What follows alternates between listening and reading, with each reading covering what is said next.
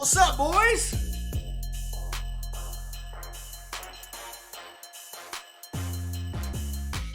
COVID, pretty much, either girls dropped their standards or they were bored.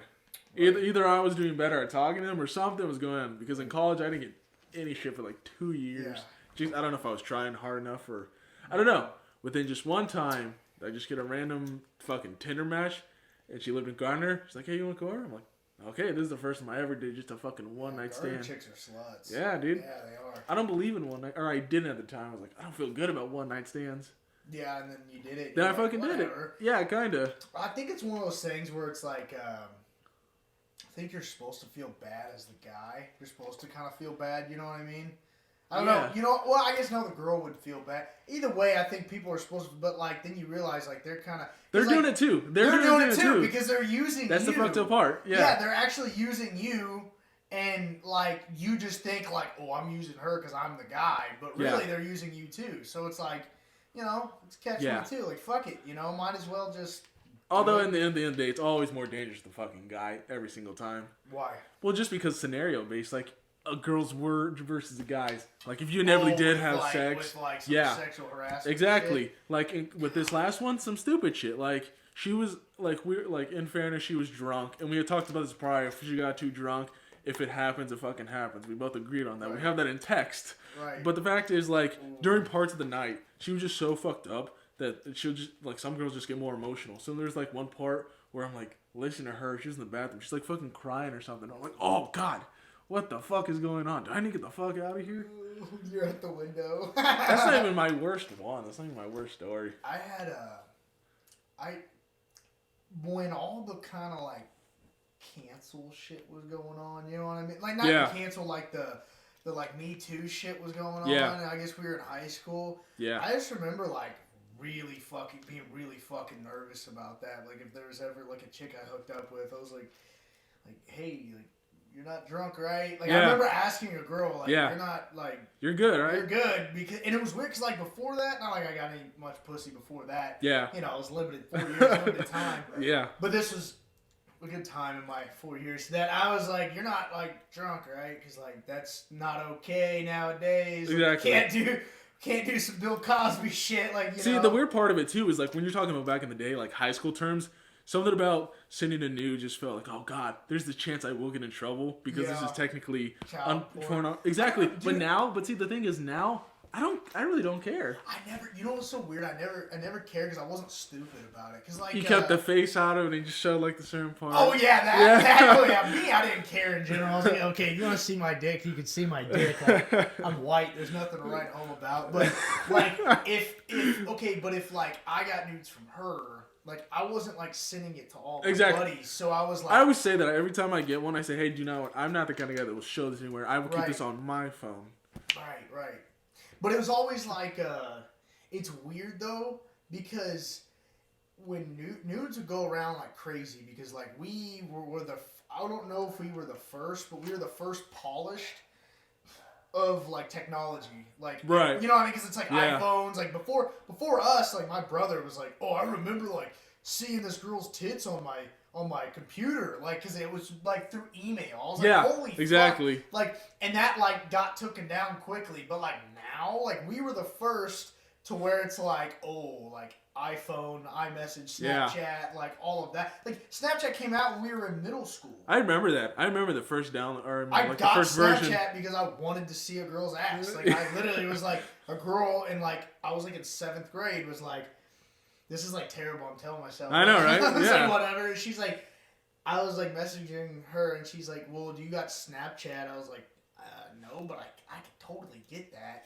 I don't know what it is. And she's like, yeah, I just send you a picture. It'll go away. That way you don't have my nudes. I was like, cool. And bam. I was like, I remember specifically, I was at the gym. My dad's like, why do you keep going to the bathroom? I was like...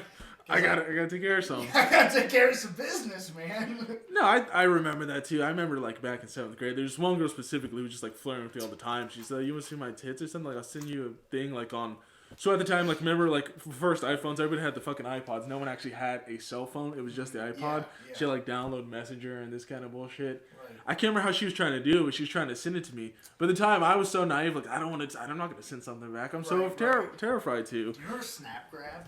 No, what's that? Dude, Snap grab. You were obviously not a piece of shit like me. Snap I grab. was a piece of shit because I... Yeah, I just came into my piece of shit this past year. Yeah, I'm not anymore. I've kind of gotten out of it. But I got this... I remember it was called Snap Grab. And it was, you could log into it. Then they took it down. But you could log into it. And then you could go on Snapchat. And then if someone sent you a picture, you could grab it without them seeing it. So you could screenshot it on... So, like, it basically was an account that logged into your Snapchat. That's weird. But, so but you opened it on your Snapchat. Yeah. And then you'd screenshot it, and it wouldn't show up. Then you could go back to your Snapchat, and it still would be up. It was really strange. And I remember, I think I only did it, like, once. And, I think one time I got caught. I was like, oh, sorry. Like, I didn't know that. But, yeah, I just remember, like, it was so slow and it was really fucked up. Because it was kind of a fucked up app to make, you know what I mean? But then I got to thinking, like, if I'm snap grabbing them. Are they snap grabbing me? Are they Exactly. snap grabbing me? Like, I was like, my dick has to be everywhere, like, at this point. That shit happened to me. I didn't get exposed. So the hockey player, like, that had happened to some guy where he, like, slept with, like, some 18-year-old model, and she, like, took a picture of them together in bed, and he's like, pay me so and so much or I'll release this picture. He's like, I don't fucking care. Right, you're of age. Yeah, exactly. I'm not going to give a fuck. Like Crystalia. Yeah. God, that shit was crazy. Because, like, I specifically remember, like, because I was not in a good place, like, a year ago, and I'd listen to his shit every day, like, to put me in a better mood. Right. Like, God, I love this guy so much. Like, he's so funny. And then, like, he got, like, so to speak, like, I remember I talk about him, because I, like, talk about him to, like, my friends, like, this guy's fucking hilarious at work. And then one day, my buddy comes up, or colleague, whatever. Hey, dude, you see Crystalia got in trouble? Yeah. Yeah, and I'm like, you know what happened? Bullshit. Like, and, you know, I'm in denial. Defending him? But he's back, though. And, like, he got away with it. I don't know. I mean, like, there's a difference between, like, getting away with it and wrongly being accused, or just someone coming after you. Like, I don't know. I don't know. I think there's a sense of, like, most celebrities will, one time or another, get in trouble for kind of that kind of shit. Like, fucking, what's his name? Who was it? Paul Pierce? He's got in trouble for, like, posting himself with strippers on his Instagram. Like, really? ESPN kicked him off of their network. Oh, that's crazy. Yeah, well, I mean, like, you're an adult, but I guess that kind of content is going to come back and hurt you. If you have a contract, like, you kind of got to obey. They kind of own you. You know what I mean? Yeah. In a weird way. Like, it's kind of like if you're, like, there's always the contracts that, like, hey, you need to, like, worry about your image outside of here, or, you know what I mean? That's why I think these are cool, because you're not going to have a contract with no, exactly. Like, podcast. If anything, like, I'm pretty open every time when we do my podcast. Like, I say whatever. Yeah. I don't care. Or, like, I mean, I have restrictions. I mean, I'm not going to start shooting just, like, I make a bunch of fucking racist claims and shit like this. Oh, like, I'm racist. I know, yeah. I'm just kidding. Oh, trust me, I already know. I couldn't use the front door. He made me come through the garage. Oh, I was gonna say that too. Just be like, yeah, hey man, my mom doesn't like Mexican. Exactly. Come through the garage. The same. I use the fucking doggy door with the others. No, I use for that. And being white, I use the Theo Vaughn aspect. Yeah. Where he's like, I am racist. If you just say you're racist, then no one's gonna try to cancel you for it. I think even if you're not. Exactly. I think fucking race jokes are the best, to be honest. No, they're hilarious because it's like a lot of times they're true. Exactly, but like this world is so fucking sensitive. Like 2 years ago, we saw who was it? One of the Wayans brothers. They were here in Kansas City. Mm-hmm. We saw them. He was talking. I think it was Marlon Wayans. Yeah. And he's fucking, like, as he's like talking about, as a comic, you're taking away our tools by everybody being so fucking liberal and like trying to not hurt each other's feelings. Like, there's a lot of funny jokes that come out of being gay, but now you can't say shit about it. Yeah, it's weird, dude. It irritates, and that's why I say whatever on this podcast. Like, don't get me wrong. Like, the reason, actually, no, and I said it on your guys' podcast. Yeah. Like, I say what I want because I know I'm not actually racist, or I know I'm not actually well, I might be a little sexist, but I'm not actually sexist. I'm kind of sexist. Yeah, I'm not, like, I don't hate anybody. Like, I just am joking, you know what I mean? And if I am, like, talking about race, I'm, like, and being real about something, you know, then I'm just being real about it. It's not any hate. It's just looking from an outside perspective. There's a lot of times I criticize, like, shit that, like, I think white people do. You know what I mean? I don't care, like, but that's the thing, though, is, like, when I'm it's just like Joey Diaz says. He's like, I don't give a fuck. Like, this doesn't apply to me. Like, this shit doesn't fucking apply to me. Like, because your feelings are hurt. Like, I'm just fucking around. Like, I'm not. It's never meant to actually like make you mad. It's just meant to make you laugh. And that's another thing is like when you work with people, especially in the workforce. Like, you know this. You work with all sorts of races, like races, not racist. Well, sometimes you work. A lot of times you will work with racist. Yeah. But you'll work with crackheads. You'll work with fucking. You get a large group of randoms. A lot of randoms, and we are all most of the time. You're always fucking with each other and saying fucked up shit that if someone heard you, they'd be like, someone from today. Exactly. Yeah. Oh my god! Like, dude, we're just fucking like. Yeah, you should hear the fucking my work like. It's so like in terms of minorities, it's like me and like one of my cousins. Like so, we're the only like freaking Mexicans, and there's a bunch of white guys, and they're all pretty much conservative. But they're Russian. Some of them are, yeah. Some of them are Russian, yeah. But they love cracking jokes, and I'm fine with it because it's funny. Like, like my boss actually had said some shit like that. Like I stayed late one night to do some work. Like we were there. Like I get in at 8 o'clock, and I was there till like midnight. He's like, yeah, we're working like Mexicans tonight. I'm like, hell yeah, we are. Well, but that's like a good stereotype. Exactly. Too. I know. I mean, you know it's what I mean. You're right. No, I know what you mean, but it's weird how like you can't even say. Bill Burr has something about this where it's like, what you can't even say a positive stereotype. Like black dudes got big dicks. Like that's a pretty positive fucking stereotype if you ask me. You know. It's like that black guy's fast. Yeah. Yeah. Yeah. It happens, you know, but what you were saying is like the only time that would irritate you is if you say something back and then they get mad. You're like, you can't get mad, dude. You just said something about Mexicans, and then if you said something, you know what I mean? Yeah, you know, I mean, like I've experienced like not necessarily racism, but like I mean, I've experienced my own bigotry here and there. There was only one time I ever actually got upset. And it wasn't even that big of a deal. I have no idea why. It was something about like in college, like they're playing as like they're having like Mexican food and like the cafeteria shit and like music is playing. And this one kid just kind of does like a weird little like Mexican accent. I don't know why I got upset. It just pissed you off. It weirdly did, and I'm not usually like that. No, you're not at all. It was just that's how you know it's real. Because I've had actual instances like after a soccer game before where the coach from the team's up, he's like, we're all a bunch of Mexicans. Hey, we want to see everybody's green cards. Just trying to make sure. Like that was an actual like moment of racism. Right. But it didn't upset me. I have no idea why this moment upset me, to be honest. Yeah, that is weird. Those are. It probably is the person it comes from, because the only time that I ever really got pissed off or like being, I guess, discriminated against for being a white guy, I guess, like was one time my ex, God, I think about this situation all the fucking time, because it's like, the only reason why it does that, I don't know, it's some fucking ring shit, I don't know. Yeah, it's gonna fucking shake out and just fucking you know how every video there's like a pause where we look at the thing. Like, we're just like, yeah, it's like, whoa. No, and it was like, you know when you didn't have a good comeback? Yeah. So it like still fucks, it still to this day fucks with you. We went to school there. I'm not going to say her name, but we went to fucking school. North? Yeah, we went to North. Maybe I know her. You definitely know her. Okay. Yeah. Okay. I'll tell you after. Yeah, we'll talk about it. Yeah, we'll talk about it. But it, like, dude, and you know me, I don't give a fuck. Like, if you say something about white, like, I'm just gonna laugh. You're like, the funniest fucking guy ever. Like, just fucking. Not really, but I mean, I try. I know. I just don't give a fuck. That's the best parts are like fucking like it's gonna sound gay, but the best parts are like when I fucking saw you in the bathroom. That's like the funniest shit because you're always just fucking with other guys.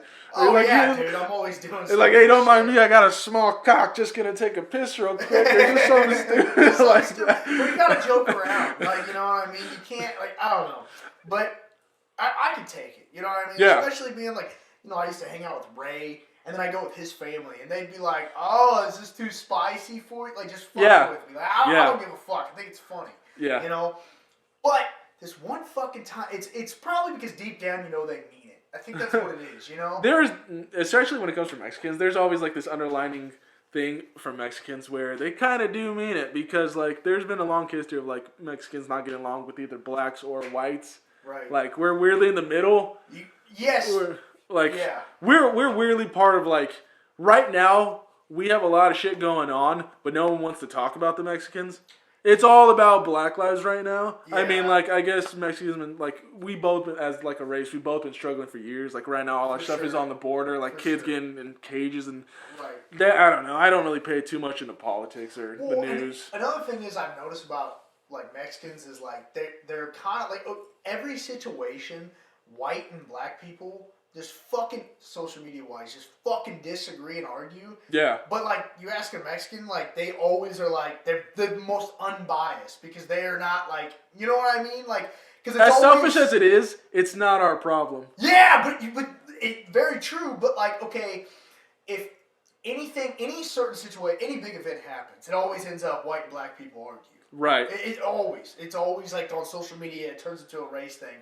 But Mexicans are always on the outside, like, unbiasedly, like, I kind of see where he's coming from, but I kind of see where he's coming from. Like, you know like in terms of, like, this last election, we are very divided simply because, like, the facts of, like... Which is weird. Yeah, because, like, you got those, like, Mexicans who are very against, like, Trump and his racism and the things with Mexico. But at the same time, Trump was no abortions. He was very against abortions. Right. And as for most Mexicans or any, like, Spanish... Catholics, exactly. So a lot of the religious aspects... came into that where we sided with him. Right. So it was very split between us. It was weird. But again, it's like, we still come back together. We're not as divided. We do our business, like when it comes to election, we'll split, but then, you know. Right. Yeah, well, there's a lot of things to say about that. But yeah, it is weird, because, like, you can usually say a lot of things to Mexicans, I've noticed. And Ralphie May had a joke, you know Ralphie May? Yeah. He's like, dude, like, he's like, the brothers, they get mad at me sometimes, but I say whatever to Mexicans, they just fucking laugh. Like, but it's the same for white people. Like, a lot of other races get offended, but Mexicans usually, they're pretty like, oh, that's fucked up. You know, that's like all they'll say. Like, they don't really give a fuck. You know what I mean? They're usually easy to joke with. But, well, back to my story. What I was saying was, I remember my ex, we were driving. Right. And her friends are Hispanic, and the girl in the back said something about, she said, like, made a joke about white people. I was like, oh, like, I just laughed. Then she did it again. And then again. She kept trying to egg you on? No, but, like, that's what it seemed like. But in my back of my brain, I'm like, because I'm not like that. I don't care. Like, I get, like, especially if I hang around, like Ray and his, like, I don't, like, they constantly are throwing white jokes at me. Yeah. I don't care. You know what I mean? And I'm doing it back to them, so I don't care. So it didn't bother me at all. Yeah. But then, like, we got to, like, my house, and then she made another joke. Or no, then she started getting serious and talking about how much she hated white people, and I was like, okay, this is kind of like, this is a little awkward, like, kind of at my house, and then I kind of smoking you up right now, and then you're kind of like, you know what I mean? Yeah. I was like, I think that's a little strange that you just kind of come out saying you hate white people, and then you just kind of made a bunch of, like, jokes. And then what really set me on edge was, like, I can't remember what I said back to her, but she's like, I said, like, oh, I'm fucking high right now. And she goes, oh, white boy can't hang. I'm like, that doesn't sound, like, if it was any other, if all that didn't happen, she said that, I would have just laughed. I wouldn't have cared. Right. But the fact that, like, all of, like, through the car ride, she just kept saying shit. And then she got into, like, a very serious, like, 10-minute, like, diet monologue about how she hated white people. Yeah. And then she said that, and I was like, dude, what the fuck? Like, I didn't do anything to you. Like, I don't know why you're, like, constantly bringing up, like, race and, like, why we're doing it. And it was her friend, right? Yeah, it was her friend and then her friend's friend. So it was, like, she was kind of a tag-along. And I was just like, okay. You're like, you can get the fuck out of my car then if you want. That's literally how it was. I was like, all right, well, whatever. I don't know why you're fucking... Because then when she said that, I said something back to her, and it just wasn't good. And it just, like, I don't remember what I said. But it probably escalated even more. Oh, it escalated, and I was like, why am I having, like, a race war? Like, this never happens with me, because I don't give a fuck enough. And usually this... Like, I don't care, you know? Yeah. And it just, the way... I don't know. It just still to this day pisses me off. But I've had, like... I went into my buddy's house party one time. That was when Trump was becoming president. And my buddy's mom was like, oh, hell no, what are all these white people doing in here? And I thought it was kind of funny, but she was being serious. She's like, No, you gotta get these fucking white people out. And it was like me and 3 other white dudes, and I kind of just started laughing. She's like, alright, I guess it's alright. I was like, it didn't, but like, see, that, like, was kind of worse, but it didn't bother me. You know, it's kind of like what you said. I don't know. Fucking, so I remember election day, 2016 when he won because Reese had sent me a Snapchat. He goes, they gonna send you back in a box so long. I was like, damn, Reese, you gonna do me like that? That's fucked up. No, I know. I really get more, like, acts of racism from fucking Mexicans than I do anybody else. I think everybody gets that from their own race. They get more, like... shit upon? Yeah, because, like, it's more okay. Like, you don't agree with your own kind. What kind of person are you? Yeah. In a weird sense, mine is weird because, like, I hate it, and we've talked about like on our podcast too. Like just because of the fact that we don't speak Spanish, that's like a weird. What's the word I'm looking for? That's like a fucking. You get judged for it. Yeah, you don't. You definitely get judged for it for being Mexican. Really? Yeah. But you're like, I was never taught Spanish. Yeah, I mean, like it was just not a choice. I mean, like if we would have stayed in like our ghetto area, if we were stayed in Wyandotte, where there was more Hispanics, we would have learned it. But our parents moved, gave us a better life. Right. It just more opportunity on this side. They literally did. It's just economically just better. It is, and we just never. There was never a need to learn Spanish. So anytime you meet a Mexican or any other kind of Spanish speaker, and they look at you and they start speaking Spanish, but you kind of like, oh, I'm sorry. They just kind of look at you weird, like, are you even Mexican? Right. Well, it's not my choice to be Mexican. I just can't speak it. Right. I think that's unfair in a lot of circumstances. Well, it's also not really. It's more like. I guess it'd be your parents' fault. Yeah, they just didn't teach us. I mean, they're fluent, but they just didn't teach us. Right. I just think it's unfair in terms of like, but you're Mexican. How do you not know Spanish? And like that's asking like someone who's black. Well, you're black. How come you don't know some sort of African dialect? Right. That makes no. Yeah. Yeah, or like, why don't you know German? Or that's like. Or why don't you fucking ride horses, Luke? Like, I don't know. I don't ride horses. I don't know why that's a white standard. I don't know if that's a white standard. I like riding horses. A lot of Mexicans do ride horses, actually. Yeah, a lot of them got ranches. Yeah. They're pretty fun. I like riding horses. I feel like I connect with them. I got that weird spiritual energy. Yeah, well, because you got big ass legs. Well, you also got big calves. I wouldn't say you got small, but you don't got small calves. You got just big legs like a horse. Yeah, maybe that's it. They can feel the energy. Yeah, like, exactly. Woo, that's where a lot of the nicknames came in. It's like horse legs. Well, that's the one thing with like, for me, it's like if I don't agree with like my conservative part of the family that's white, and I guess that's what. But that's another thing is like I guess with white people, it's kind of split down the middle, because it's like either you're super conservative or you're like kind of liberal. Right. So I don't know if that's just. I mean, I don't know. I'm not any other race, so I don't know what the stereotype is. But like when I look at like my family, I think of like, okay, some of them are kind of white trash, and some of them are kind of not white trash. But then a lot of them are like rednecks, or a lot of them super conservative. Like I don't agree. They're like, oh, fucking liberal over here. I'm like, what? Like how? Like not really. I just like don't agree on. Like, I'm not just that as conservative as you, I guess. Like I'm just kind of more I'm very in the middle. Right. You know, I thought for myself, and that's why like if I argue with, like, I have an uncle, dude, that does not. He deleted me off Facebook. Just because of your views. It wasn't even that. It was like I reposted like an Eminem and MGK joke, and he fucking commented on it about Eminem because you know Eminem did like the Trump thing. I was like, bro, I was like, okay, I don't know why you took it there, and never really like I never meant it to take it there. Like it was not political post at all. Right. And then he got mad about I don't know. It was a big thing, and then I texted him. I was like, dude, do you just think that because I'm not like a full on fucking QAnon storm the Capitol conservative, like you just don't like me or something? He's like, yeah. I was like, okay, well, I guess that's that. It's weird. No, I get that. I mean, part of me, like, I'm not racist, but I am definitely like, I don't think prejudice is the right word. Like, I'm very. In simplest terms, I do judge a book by its cover. Right. Like I'm 100% for like, because I see a bunch of these like there's a bunch of ads on. No, they're not ads. They're just little videos on Facebook of people like this video company that does like shows like don't judge a book by its cover. It shows them like this guy dressed in like rags going to like a bank to put thousands of dollars. Like I don't believe you're actually this and that. Right. Well, there's a reason. Not just because you're black, it's because you look like you're homeless. Right. Well, I mean, I get that it's not fair. Like in terms of like police brutality, like them wrongly suspecting someone. You know, it happens. There are racist cops and things will happen, but it is a matter entirely of appearance, I believe.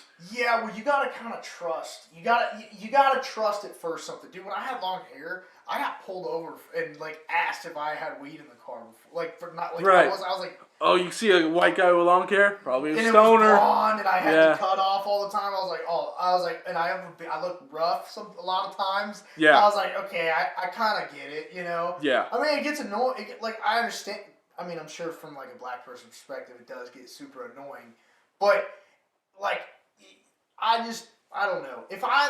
I wonder, do cops like see a black dude balling in a Rolls Royce and he's fucking has like fucking a nice suit on? Do you think he'd fucking pull him over and be like, "Hey, where'd you get this car?" Maybe if he's a racist cop, but an average cop, I don't think. If the fact that someone's driving that, I'm not gonna suspect them of being a fucking drug dealer, even though like they probably are if they make that kind of money. Yeah. But just the fact is like if you're driving in a very kind of just like, I mean, if you can't afford a better car, I get it. Well, but I mean, just like circumstance-wise. If I was dressed like this, right, just kind of casual, casual, and I was driving a Rolls Royce, I would suspect that I was a fucking drug dealer. You know what I mean? Like, yeah. That dude's fucking, he dresses like shit, and he has a fucking Rolls Royce. Doesn't make any sense. You know what I mean? Yeah. But like, if I was like had a suit on, I think like take race out of it. If you have like a suit on and you look like, it's a matter of appearance. Nice, it entirely is a matter of you appearance. You have a nice appearance, like. I don't think anyone would think anything. I don't know. I'm sure some cops do, but you know what I mean. Right. But it's just in general. It's like, dude, you see a crackhead on the street come towards you, you could kind of, it's a crackhead. I mean, I don't gotta explain it. Like, we've all seen enough crackheads in the city. Yeah. At least if you've lived near the city to know, like when the guy's walking towards you like this, you're like, okay, well, I'm going to get the fuck out, or I'm going to, like, walk away from that. Fucking side of the street. Right, and you see a guy, like, a hole in his fucking shit. Like, it's just, a matter of that. I don't know, there's been times I've been wrong, for sure. But it's not like, I mean, like, on one of our episodes, we had, like, someone come in and talk about homelessness, and we had a guy who was with them who was homeless. We didn't get to do much talking to him because he was camera shy. But we were talking to him, and just the fact is, like, when you see homeless people, they do live an entirely different lifestyle just because of their circumstances. And, I mean, they're all good people. Don't get me wrong. I mean, some are, some aren't. But, it's entirely just present yourself. I guess it's kind of hard. No, I know what you mean. Like, it's really hard to, like, put it in perspective, like, in words of perspective. Like, they are people, too. But, I mean... Yeah, well, there's the... Dude, if you really look... Okay, for one, you guys kind of took my fucking idea, because I sort of... The homeless thing, because I wanted to fucking do it, but I was like, I don't really want to bring a homeless guy here. Yeah. But then Eastside kind of told me the whole situation. Like, about they had the person didn't really talk to. Nah, it kind of screwed us over, like, in that little bit. But no, like, in my head, when we bring a homeless person on, like, they got like a crazy story of how they got. Yeah, I want it interesting. I want, like, why did your life become this way? I want to hear the full story. Also, I kind of wanted, I would have done it prior to, like, the episode, or, like, before it's recording. I would have been like, hey, you okay with, like, me throwing some jokes out there, like, just some kind of fucked up shit. Right. Like, put like $10 on the table, just slide to him, like, all right, what are you gonna do for this? You know what I mean? Exactly. What are you gonna do for this $10? Put it on a fucking thing. That's awful. Exactly. Well, I think that's just kind of funny. If they have a good sense of humor. Then... No, I think it's hilarious. Some people wouldn't, but I think it's fucking hilarious. I mean, I'd put a disclaimer beforehand, like, we talk to this. Like, hey, don't make some jokes here. Exactly. Like, can I spray you with Lysol when we come in real quick? Like, hey, hold on, don't sit there. Like, don't sit there. Put some, like, fucking newspapers out. Just sit before he sits on a chair. Yeah, that'd be horrible. Or like on Peter Griffin, he's like, just step. He puts the coasters down, just step on the coasters. Yeah, he did that with the fucking naked guy. Yeah, the naked guy, the nudist. Well, Man. I've had the same thought process too, and I was actually gonna ask you about that, but you already brought it up. Like, I was gonna offer a guy like $20, like, hey dude, just come on the show, and like, I'll give you $20 or I'll buy you a meal, whatever. I just want to know, like, I'm not trying to, like, and I was gonna straight up be like, I'm not trying to be a dick or anything. I just want to know how you got in this situation. Like, I want to hear the story. Right. It has to be a crazy story if you ended up homeless. Maybe not, but most of the time when you talk to someone who has a fucked up situation, there's always a crazy story behind it. But I didn't want to bring a homeless person to my mom's. I get it. I mean, we thought about that. She's like, well, that's just kind of fucked up, or like a little nerve wracking to just bring a complete stranger, and even more so homeless. Like, you have no idea background. Homeless guys out. Yeah, like, you're like, get out of here. Yeah, this is the house. He gave me a sandwich. Yeah, give me a sandwich. Well, but that's another thing is like, I was like watching. I mean, I listened to a lot of Rogan, and he was like talking about like this guy on there. He was pretty fucking. I mean, they're all pretty rich, and he's like, yeah, I tried to like help out in California. I thought I was gonna change the world and like make these houses, but people just don't want to work. They don't want to listen. They don't want to like give effort. They're giving effort. And Rogan's like, I talk to a lot of people about that, and they say the same. It's like almost kind of. Sometimes it seems like a lost cause because like, and like, dude, when I had to go to a vault, I went to one of my classes I took in community college. It was sociology. I had to go volunteer, and they were like super nice people. Like, it was over in Prospect, and I was like, whoa, I'm gonna fucking get shot down here. So I go down. Yeah, no, I did a lot of soup kitchens. Yeah. So I went down there, and I fucking first off I went to this crackhead, and I shouldn't call him a crackhead, just this homeless guy, and he goes. I'm like, hey dude, you know where the blah blah blah blah is? And he's like, oh shit, that's just all the way down there. And I was like, oh fuck, really? He's like, oh, I'm just fucking with you, just right here. And I was like, oh okay. So it was like a lot of people were pretty cool and like pretty like some people were even like you think like a homeless person, they seemed like normal. Yeah. And some people were like mentally disabled, like you could tell they actually had a mentally disabled. They just were born in a bad situation. Right. But a lot of them were lazy, and a lot of them were like very ungrateful that they were there. And it was pretty sad to see that these people were like really good Christian people were like making this food. It was not good food. It's not. I mean, it's what they could afford an abundance of to provide. It's not like they're gonna give them a 5-course meal or a 5-star course meal or anything like that. It was just like your simple, your cartons of milk and shit like that. You know what I mean? Stuff like yeah, for sure. Well, and there was this one point in time when this guy, first off, like, I'm gonna get judged, but whatever. Like, he had a $500 phone, but he couldn't. Yeah, you know what I mean? Yeah, okay, you're homeless, but you got a $500 phone. I've never understood how that's possible. How do you do that? How the fuck can you be homeless but have a phone? That makes no sense financially. You could have like. How the fuck are you paying for your bills for your phone? How the fuck are they mailing you? Are you going to the store to pay these bills? Yeah, it makes no sense. Unless it's some kind of burner or some shit. Right. Well, this guy. No, it wasn't a burner. It was like an iPhone. An Android. Yeah. It was a fucking Android, dude. And they're just throwing those away now. Well, yeah, they are. Yeah, they're inferior, but to iPhones. But this guy was charging his phone, and you could tell they were on something. And this sweet lady, like this older black lady, like I talked to her like the whole time I was there, she's super sweet, like the sweetest person you could ever meet. Moved his shit so more people could get through. And this dude's like gets in her face and is like yelling at her. And I like got up and I was like, I'm about to fucking knock this guy out. And eventually like he fucking left. But I was just like thinking like, bro, they let your ass come in, charge your phone, clean your clothes, and then feed you. But you're like getting in this like woman who's like the size of my legs face. You know what I mean? Yeah. Like, what the fuck is wrong with you, dude? You know what I mean? And it's like the most ungrateful shit you've ever. It's like that's so ungrateful. Like it was horrible. It was horrible to see.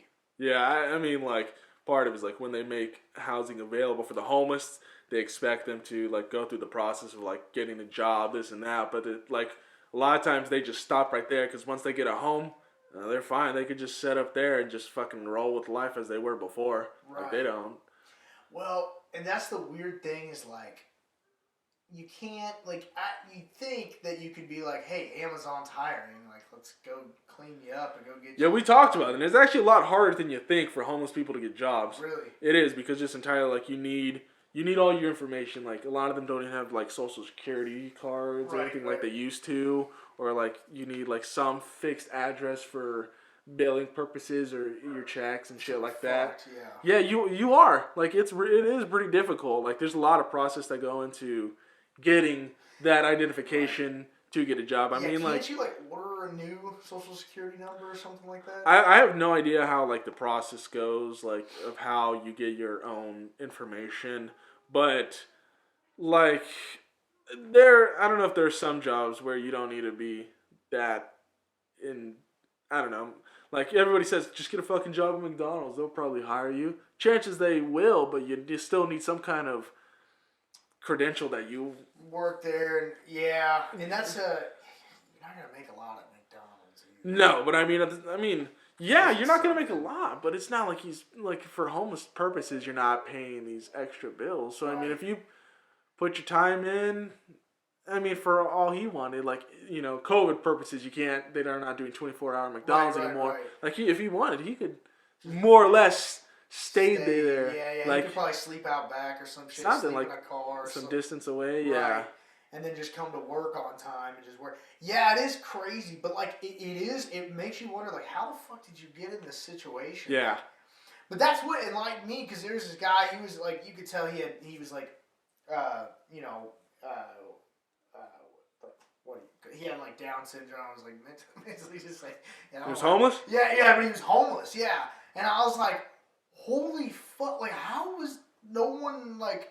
That sounds like a weird. Yeah, that sounds like it comes back to a family, like just kind of abandoning this guy. That's what I thought, but that's what I was thinking, and I was like, oh, what? How? Especially because like if someone has that like a mental disability, you'd think that they like the government or whatever would be like someone would take them them aid, in yeah, and like take them somewhere. Like I know there's places where people stay at with yeah. So I was so confused and like, but what bothered me was like, and these people were super nice, but like.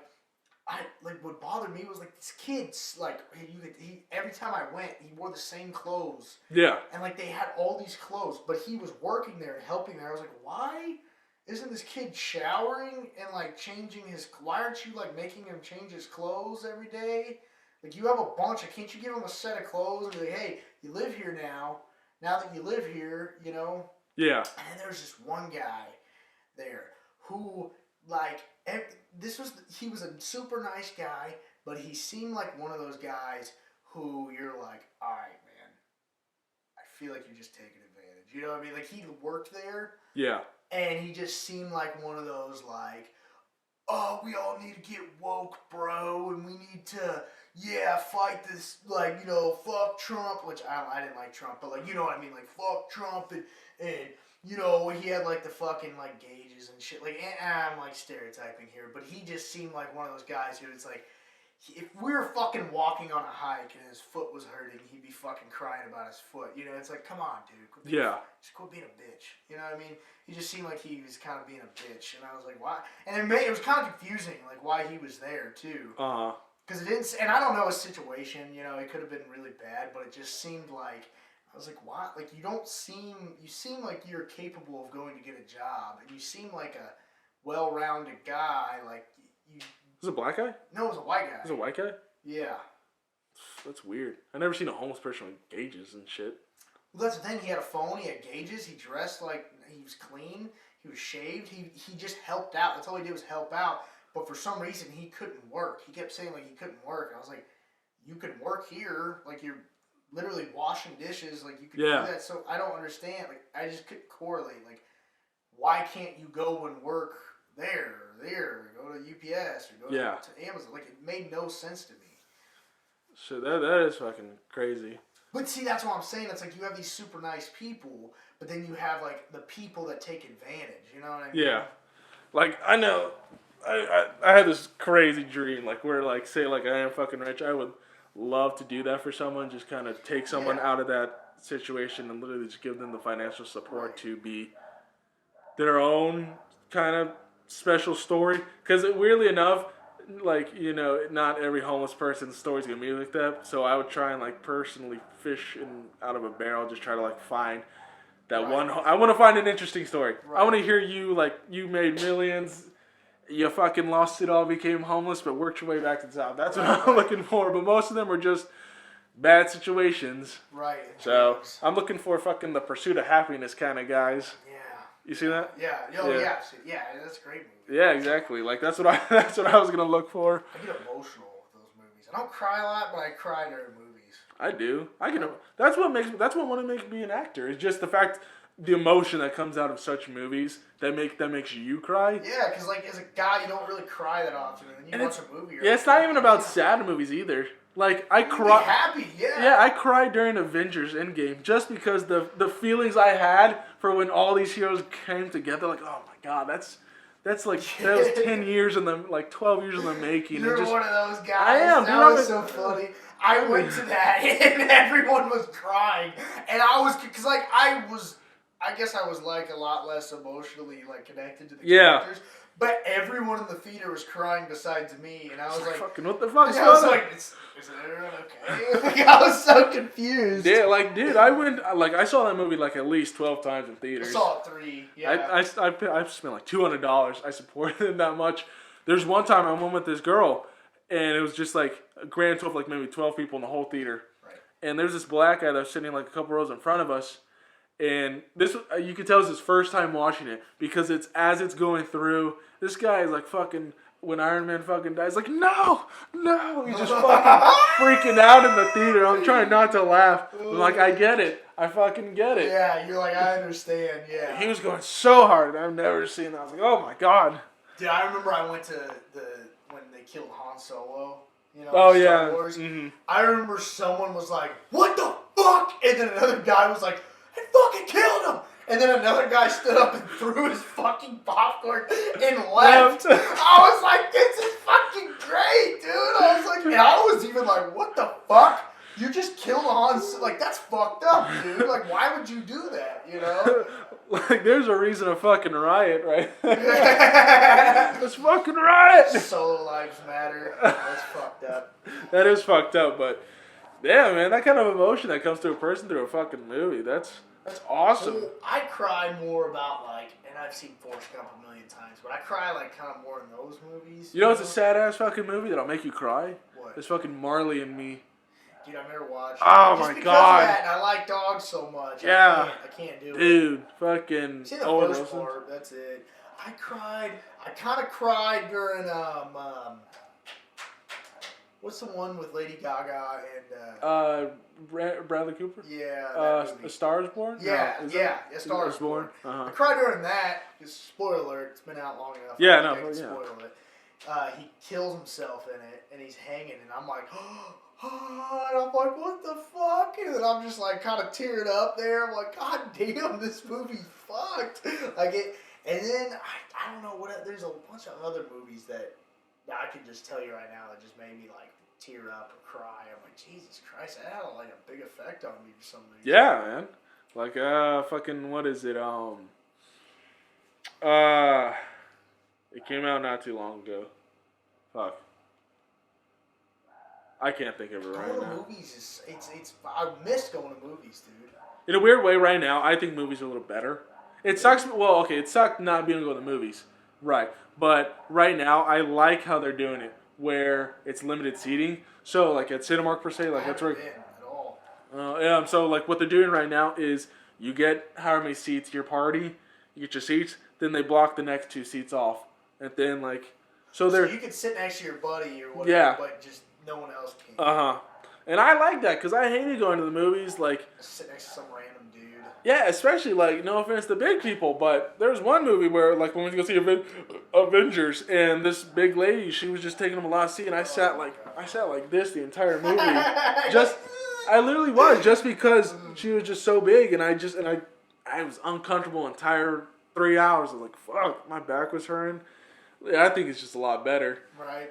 Do you think that's on another subject? Do you think it's kind of like being that big? It's kind of one of the selfish. Seems like kind of a selfish thing right there. Going to the movies and being fat. It is. Because you're taking up room, dude. Like, what the fuck, man? Like, It is. Yeah. No, I get it. I mean, it's like one of those situations like movies, planes. I'm a chunky trains, guy, yeah. so I get it. I love food, but sometimes you look like someone's like too big. You're like, you cannot be happy. There's no way. Actually, I had Nate on here, and I actually argued with him about that a little bit. Wait, was he in support of like big people? Well, or I think he just didn't understand what I was trying to say. Because what I was trying to say is like, I understand, and I understood at the end kind of. He's like, well, I don't fat shame people. I was like, okay. I'm not saying because my perspective of fat. I don't fat shame. I obesity shame. Well, that's the thing. Obesity shit. Like if your buddy. Okay, if your buddy came in like Esai, if Esai got super fucking fat and you saw him, he's your cousin. Yeah, I'd let him know. You'd let him Listen know. up here, you fat fuck. Yeah, you'd be like, dude, what in the fuck? You went from like 150 to 250, dude. Like, holy, what are you doing? Like, you wouldn't be. I did that in like 4 years. What are you, 2? Well, no, okay. I got real fat like 2 years ago after I left college. Yeah. I was super depressed, so I was just working and pretty much like eating through like these times. So I jumped from like when I was in college I was like 215 to like 250. Yeah, well, eating is a big thing. I do that too. Well, part of it is with the depression. But I mean that's just like in some circumstances. I don't know if I can't say that every fat person is depressed. Mm-hmm. You know what I'm saying? But, like, that's just where my circumstances were. I was depressed, so I was just I was just eating too much, and I didn't really notice, because I wasn't doing anything. Yeah, well, I mean, you can't, I don't know, man. I just can't look at someone who's huge, like, okay, but you 250, you're a brutally guy, so. It's not like I was an unhealthy 250. It evened out, if anything. Right. Well, I mean, if I got I just couldn't let myself get to that. Right. Even if regardless of how sad or whatever I am, I physically can't.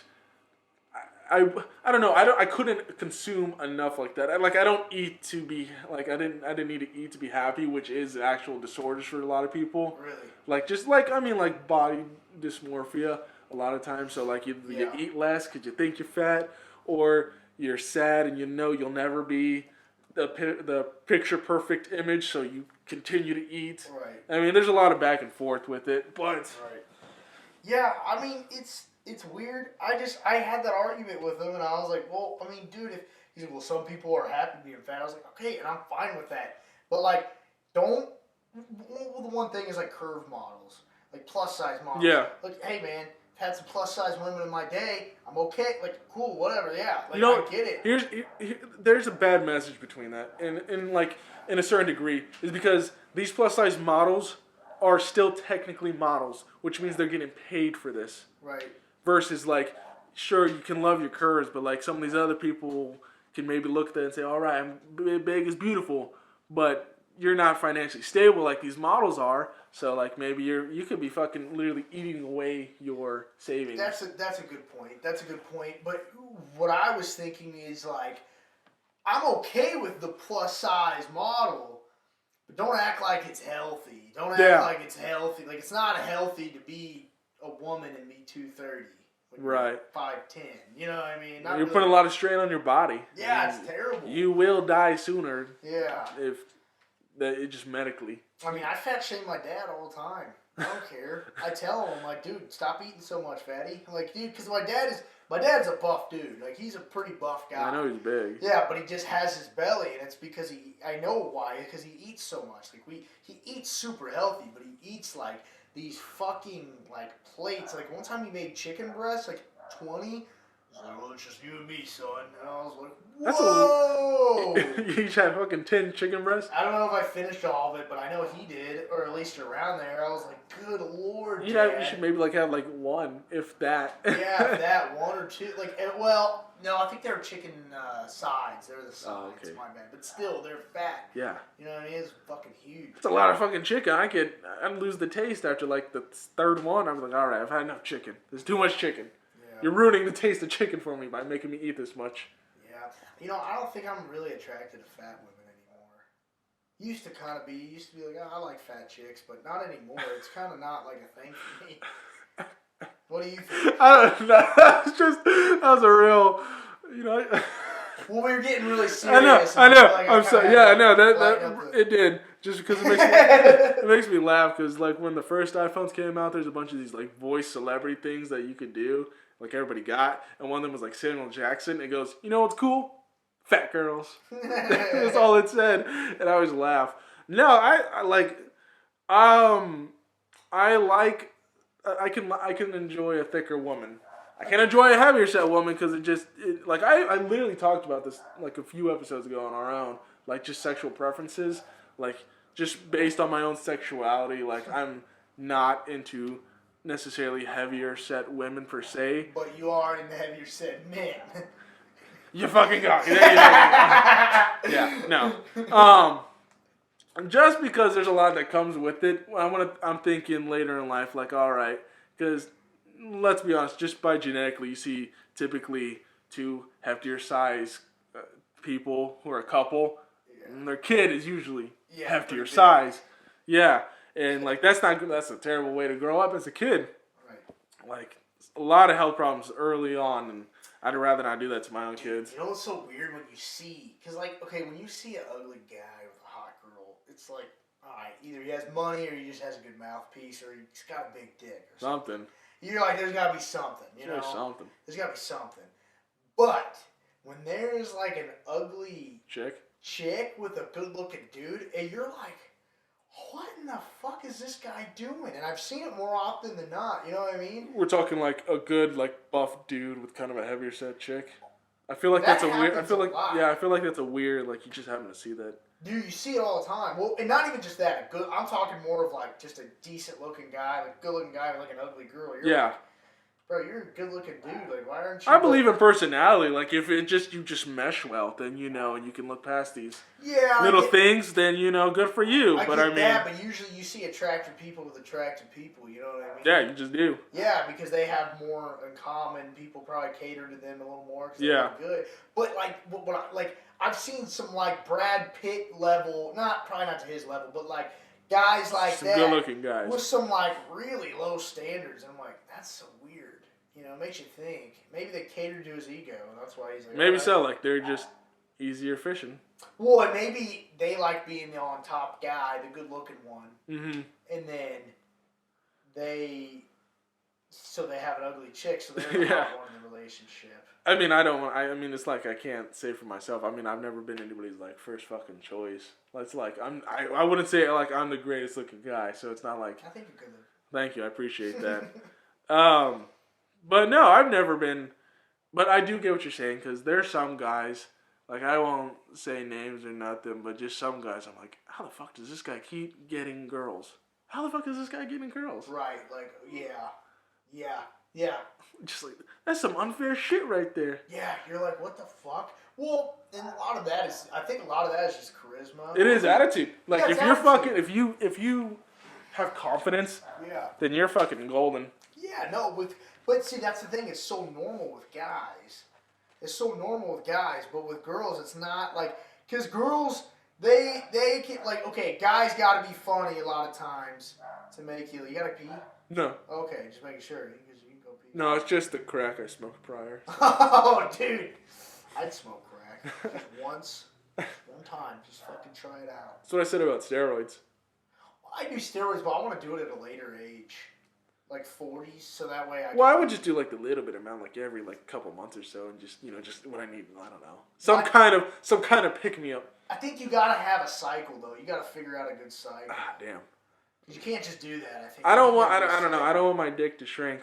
So. No, it doesn't shrink. It shrinks your balls. Your dick's fine. If anything, that makes it look bigger by comparison. Trust me, I have really small balls. It makes my dick look bigger. And I think it's because my dad, when he was plowing my mom, he was on steroids, so I think it genetically made my balls smaller. Because my dad's got a dong on him, dude. I'm just saying, like, I don't know what the fuck happened to me, because I'm pretty average. This guy's got a fucking jong on him, man. Like, He's like, yeah, what the fuck you do? well, I mean, he's like me, he's just like fucking, he'll come out of the shower, like, hey, son, you just like, oh, hey, dad. Or he just, maybe windmill you every now and then. Exactly. Right, dude. Hey, you look a little hot there. Let me cool you off. Yeah. He does shit like that, and that's where I get that from. But, like, as a kid, I always aspired, like, God, one day my dick's going to be that big. I can't wait for that. And it never fucking came. I'm waiting for the growth spurt here, and it never fucking came. I don't know what the fuck. You got to do the tricks, like tie a dumbbell to some string and just let it hang. Stretch that bitch. Yeah, that, or like you could, some dick ups. I remember Timo was telling me he what did he fucking tell you? I probably heard this. Dude, he told me he put like a hot rag to like melt the fat above his dick, and then he told me, he's like, well, first off, I squeeze my butt cheeks every time I get in, so I get an extra inch. And then he told me like, and then I think Mark told me he would jack off, and then it was him or Mark in this one told me he'd jack off. And then get it all puffy and nice and hard, and then just like not come, and then do it like 8 times a day, so that way it's used to. And it starts expanding. I don't know if that's real. You fucking do it, but you do I it. never had time to do that because then I tried, but I just end up masturbating. You never had time to experiment with these different forms. Yeah, you gotta fucking, every time you're masturbating, you just gotta stretch it. You gotta pull a little extra hard and just try and stretch it a little bit. I would be very surprised if Mark had a big penis, because Mark would always tell me he had a 9-inch penis, and I don't know how much I believe that. There are a couple guys who did just have huge dicks, but they're typically, I don't know why this is the standard, like, the guys who have like 9-inch cocks are usually the really tall and lengthy guys. Yeah, it is. Well, it kind of makes sense because like the rest of your body. Like, did you know? Big. I don't remember his last name, but like Dane. Oh, I've heard multiple times Dane has a cock on him, dude. Like, multiple times. I heard from the fucking girl he was dating at the time, like who I'm friends with. It's like, yeah, it wouldn't fit. I was like, oh, damn. No, I can't remember. Someone told me that he had a fucking dick on him. I can't remember who it was, and I was like, really interesting. I was like, oh, that makes sense. He's like 6'6", so probably like 130 pounds. Well, it just wouldn't look right if like Shaq had a small penis. Yeah. Like, supposedly Shaq has like a 9-inch penis. I think it's by comparison, and I've gone to this argument before with other people. It's like because like you probably have felt this too. Like, when you have big legs, it becomes a comparison thing versus smaller legs. Yeah. Something is overshadowing the size. Well, it's the illusion, right? Yeah. Well, it's like... That's why if you look at bodybuilders, and then, like, no one can ever deny that, like, when you're watching a fucking bodybuilder in a competition, you take a quick glance at them. Okay. Like, whoa, why they look kind of small, don't they? Yeah. Well, it's because they're, by comparison, they're huge. Yeah, they're huge, so their dicks look small. Exactly. Right? Well, that's a good thing about having small balls. I don't look too bad down there, and I'm short, so that also doesn't look too bad compared to my size. But the thing about it is though, is like okay, like saying with Shaq, like you said, Shaq supposedly has a 9-inch cock, but Shaq is also the size of the garage door. Like, you know what I mean? So like his 9-incher doesn't look so 9 inches. So like if he were to like be shrunk down to normal people's size, he'd probably have an average dick. A little. Or I guess or he would still have a 9-inch dick. I don't know. He'd just be like if he was like Lil Wayne's size and he had a 9-inch dick. That'd be really like interesting if like. Actually, it's funny we're speaking about celebrities because I have thought about this too. What are you smelling your hand for? I'm not. I'm fucking. You never like pick your ass and then like. No, of course every guy's fucking like dug in their balls. Then yeah, and you gotta like, but like you ever do it in public, you're like. Yeah, that's interesting. You gotta smell it. As gross it is, like there'll be times at work where I scratch my ass and go, no, I'm not gonna do that here. That's great. I'll be honest. I mean, like I'm pretty sure every guy, because you don't ever want to end up on camera, just because you see that. You see that. I've seen that in clips of like people like sporting events, like just naturally they'll do it and they'll just. Take a quick sniff. Yeah, they don't look around like... Exactly, like fake it, like... Oh, this motherfucker's dirty. Exactly. What were you saying, though? So, I've also... This is another part, like... In terms of, like... Fucking, like... having sex with girls and this and that. There are times where I have been inadequate just because there are things that come up. Like, there have been times where I could not get it. There are times where I just could not get it up because yeah. I did not feel right about it. About the woman. Yeah. Or about the situation. Exactly. Yeah, And it's happened a lot, and it's happened at different times. So I've always thought about, like, if I were to get famous, like, someone, oh, man, I had sex with that guy, and it was terrible. Yeah. And at the time, hey, I'm not gonna deny it. I'm like, yeah, I remember that. I just couldn't do it. This girl was too much of a slut, and I just felt bad about it. Yeah, no, that happens where, like, you can't get it up.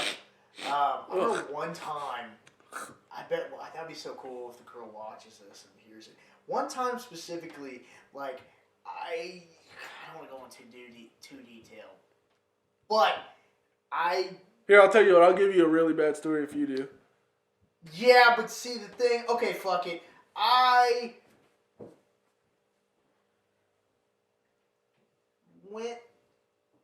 We had a date. Okay. Okay. Because she asked me on a date. This was like sophomore, junior year, maybe. Well, take pride in that. I've never been asked out. I'm usually the one to ask others out. Never been asked out.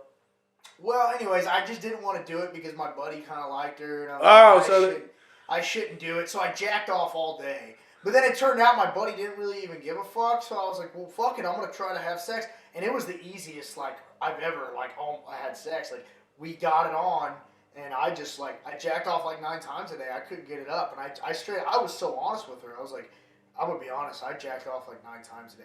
This isn't happening. Like, my dick is like 2 inches right now. Like, there's no way this is happening. Like, no, I get it. I give you the 6 inch if 6.5 on a good day, baby. I get it. No, trust me. I get it because I've had some situations like that. It totally depends. Or if you put a condom on and it kind of gets you soft and you're like, god damn it. You ever do that? No, like, I'll give you 2 examples, actually. So there was this one time, this girl, she will never see this because she just won't. I just know her. I just know her. she's this 27-year-old that I was, like, messing around with, like, a bit last year. And she told me, like, right out of the gate, like when we got back or some shit, her house, she's like, I just let you know I'm a slut, or just kind of this and that, and I really kind of fucked with him. Like, why would you tell me that? Because we were talking about, we were making out, I was getting heavy. I was like, I don't usually fuck on the first date or this and that, and this was at the time, like, before I really kind of, like, started hoeing. Yeah. And she said, like, oh, well, I always do, or something like that. I'm like, all right, I went for it, and like, the first fucking round is, like, maybe less than, like, fucking 5 minutes. It's a quick round, just because it always is. Yeah, I gotcha. And I could not get back after that because she fucked with my head. Nutted, though. No, I mean, but again, it depends on the situation because there's this other girl that I was talking to for a while. But she was probably better looking though, or just they're better both vibe. Kinda. I mean, they're both sexy, but it just like, so here I'll give you the full story. We were out. Both of us, like, unfortunately, both live with our parents, so, like, it's hard for us to find some place. Yeah. And I don't feel like spending money on a hotel. Park. Yeah, exactly. Yeah. Exactly. So we went to a fucking park. In there. Exactly. And we're going, and we're in the back of her car, because, like, my truck doesn't have the greatest space. And we're fucking going, and a fucking cop shows up, and I had to roll over and stop, right? And, like, this cop was there for, like, 30 minutes. Yeah, because I told her, like, should we go? She was like, should we go somewhere? Like, no, we can't leave because then he fucking wins. He knows that obviously we were. So we waited him out. It was like 15 or so minutes, not 30. He leaves, and as soon as he does, I was able to get right back to it just because something about the vibe was different. I mean, like, the same level of attraction, like, they're both sexy, but just something was different. Like, I could get it right back up with this chick versus this chick. I just could not at all. Yeah, there's. No, trust me. No, okay, trust me. You don't. You don't. I thought about someone. We'll talk about it after this. But what's it called? Yeah, there was actually something else I want to bring out. Like the last time I was at your house. Huh. Yeah, and it involves a girl, but we can talk about that later. Wow, really? Yeah. I must have been like drunk or something. Dude, this was the last time I was here. Was summer before my senior year. Were you drunk? Was I drunk? I don't know. You were having a party, and we all came over. Oh wow. Huh. Was Danny and like Will here? Or I think Danny was. I don't I don't remember this. I probably had a lot of people here. You did. Yeah, we had a bonfire and shit. Yeah, that's why.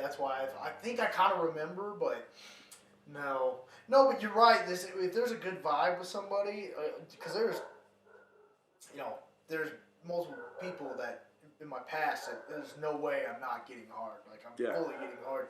But yeah, there's some that just doesn't happen. That's crazy that you. Because tell me a story about you being here. Oh, well, in terms of like a girl, I mean, it's so it's actually kind of funny. I feel bad about it. Time out. Is it no? Is it who I think it is? Pennsylvania. Starts with a T. She doesn't want. I doubt she would ever see this. Oh, I like how we know. Yeah. I like how you know exactly. Yeah, I know. No, that's another actual story. That with her, I didn't come because I felt bad about it. Why? Just She was a slut. yeah. Also, she had a fucking broken leg at the time. It was just bad. Oh, you told me about that. Yeah. That's horrible. Wait, horrible on me or horrible on?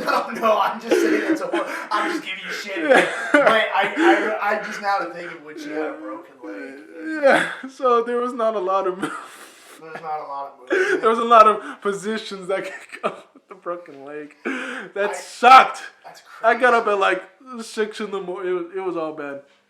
I actually saw her not too like last year at some point. Yeah, I used to see her where she used to work all the time. She got a little thicker, but She it looks did. a good thick. It was a good thick. Yeah, it was. We're sounding like assholes. We are. I don't care. Yeah, Exactly. Like they're never gonna watch them. Canceled. Like I get, dude. That's a way to go viral. That's a way to go viral. Dude. Exactly. Like everyone from our high school is like, he's talked about all of us. Like, Exactly. Yeah, I probably have. A lot of So people. no. I feel actually this story I feel bad about just because this is like a weird part of my life. I don't feel bad about it in a sense like I did something wrong to her, but like I just kind of it just didn't end This well. was at my house. Sort well, it's the Okay. build up. Let's just say that like you're Gotcha. like it has very little to do with the actual story, but it's where it started. Right. Weirdly enough. Yeah. And she wasn't even here. It's not that like she was here or anything. It was just something about here is where it all started. Okay. Yeah. Okay. So, anyways, I'll just go ahead and say the name because I doubt she'll ever see this. You're Brooklyn Gomez. Oh yeah. Yeah. I remember her. Mm-hmm. She might see this. We were pretty cool. Yeah, I know. I mean, I know you guys a lot were. of people see my podcast. No, I'm playing. I don't know. I have no idea what she's doing now. Yeah, I don't know, but whatever. Yeah. Pretty sure she blocked me on some shit a while back. Yeah. But that's whatever. That's in the past. No. So I remember specifically I just because have my editor block out the names, honestly. your own editor. You? No, I'm not the editor. I have what? a guy who edits my Oh, shit. you do? I didn't know that. Yeah, I'm balling. You're you fucking know? yeah, dude. No, I'm not actually. He's been not lacking, but I don't pay him, so So he has no real incentive to be on it. so he has other shit to worry about. Right. But like he does a lot of work for me because I'm like lazy and I know how to do it, but my computer's a piece of shit, so I don't like to edit Right. on here. He has a Mac and all that. Well, you just tell him, hey, when this goes big, man, I'm gonna get you. Don't worry. I'm gonna get him, dude. He's already helped me out a lot, and Yeah. so I'm definitely. Honestly, we can say whatever on here. I'll just have him. Hey, go in and bleep this out. Bleep names out, please. I don't. He can, but So it was here that night. I was messaging her on like fucking like Facebook or something. Pause real Okay. quick, not to interrupt you. Yeah. A lot of people say, and I think it's my fault. A lot of people say when they're at this house they feel very horny. So that could have been it. You could have had a fucking just horny vibe, and you were like, "I'm texting this bitch, I'm getting fucked." So, I think it's because I'm a very horny guy, and my testosterone. Your is essence, off yeah, exactly. levels Your fucking essence. scientifically. So Your yeah, pheromones are fucking singing out a lot of. I think so. So continue. Yeah, no. I fucking messaged her. It was late that night because we were here. Like I was out in my truck, and I messaged her and like, hey, what's up? This and that, and she said, oh, I'm not looking to date anybody right now. And I was like, whoa, I don't even fucking know you. Let's just be friends. Right. And obviously that's what any guy says when they get that kind of response. But the fact is, it was weird, is because that buildup was, I literally had like 4 classes with her. I've never talked to this girl in my life. I saw her, thought she was cute, added her, messaged her, and then we ended up having like 4 classes together. And so then we like briefly started dating and this and that. But this is at the same time where... Oh, you did date her, didn't you? Yeah, I did date her. But this is at the same point where 2 like major aspects were taking over in high school. My libido and my depression, which I didn't realize I had at the time. So, for one, I'm like horny all the fucking time.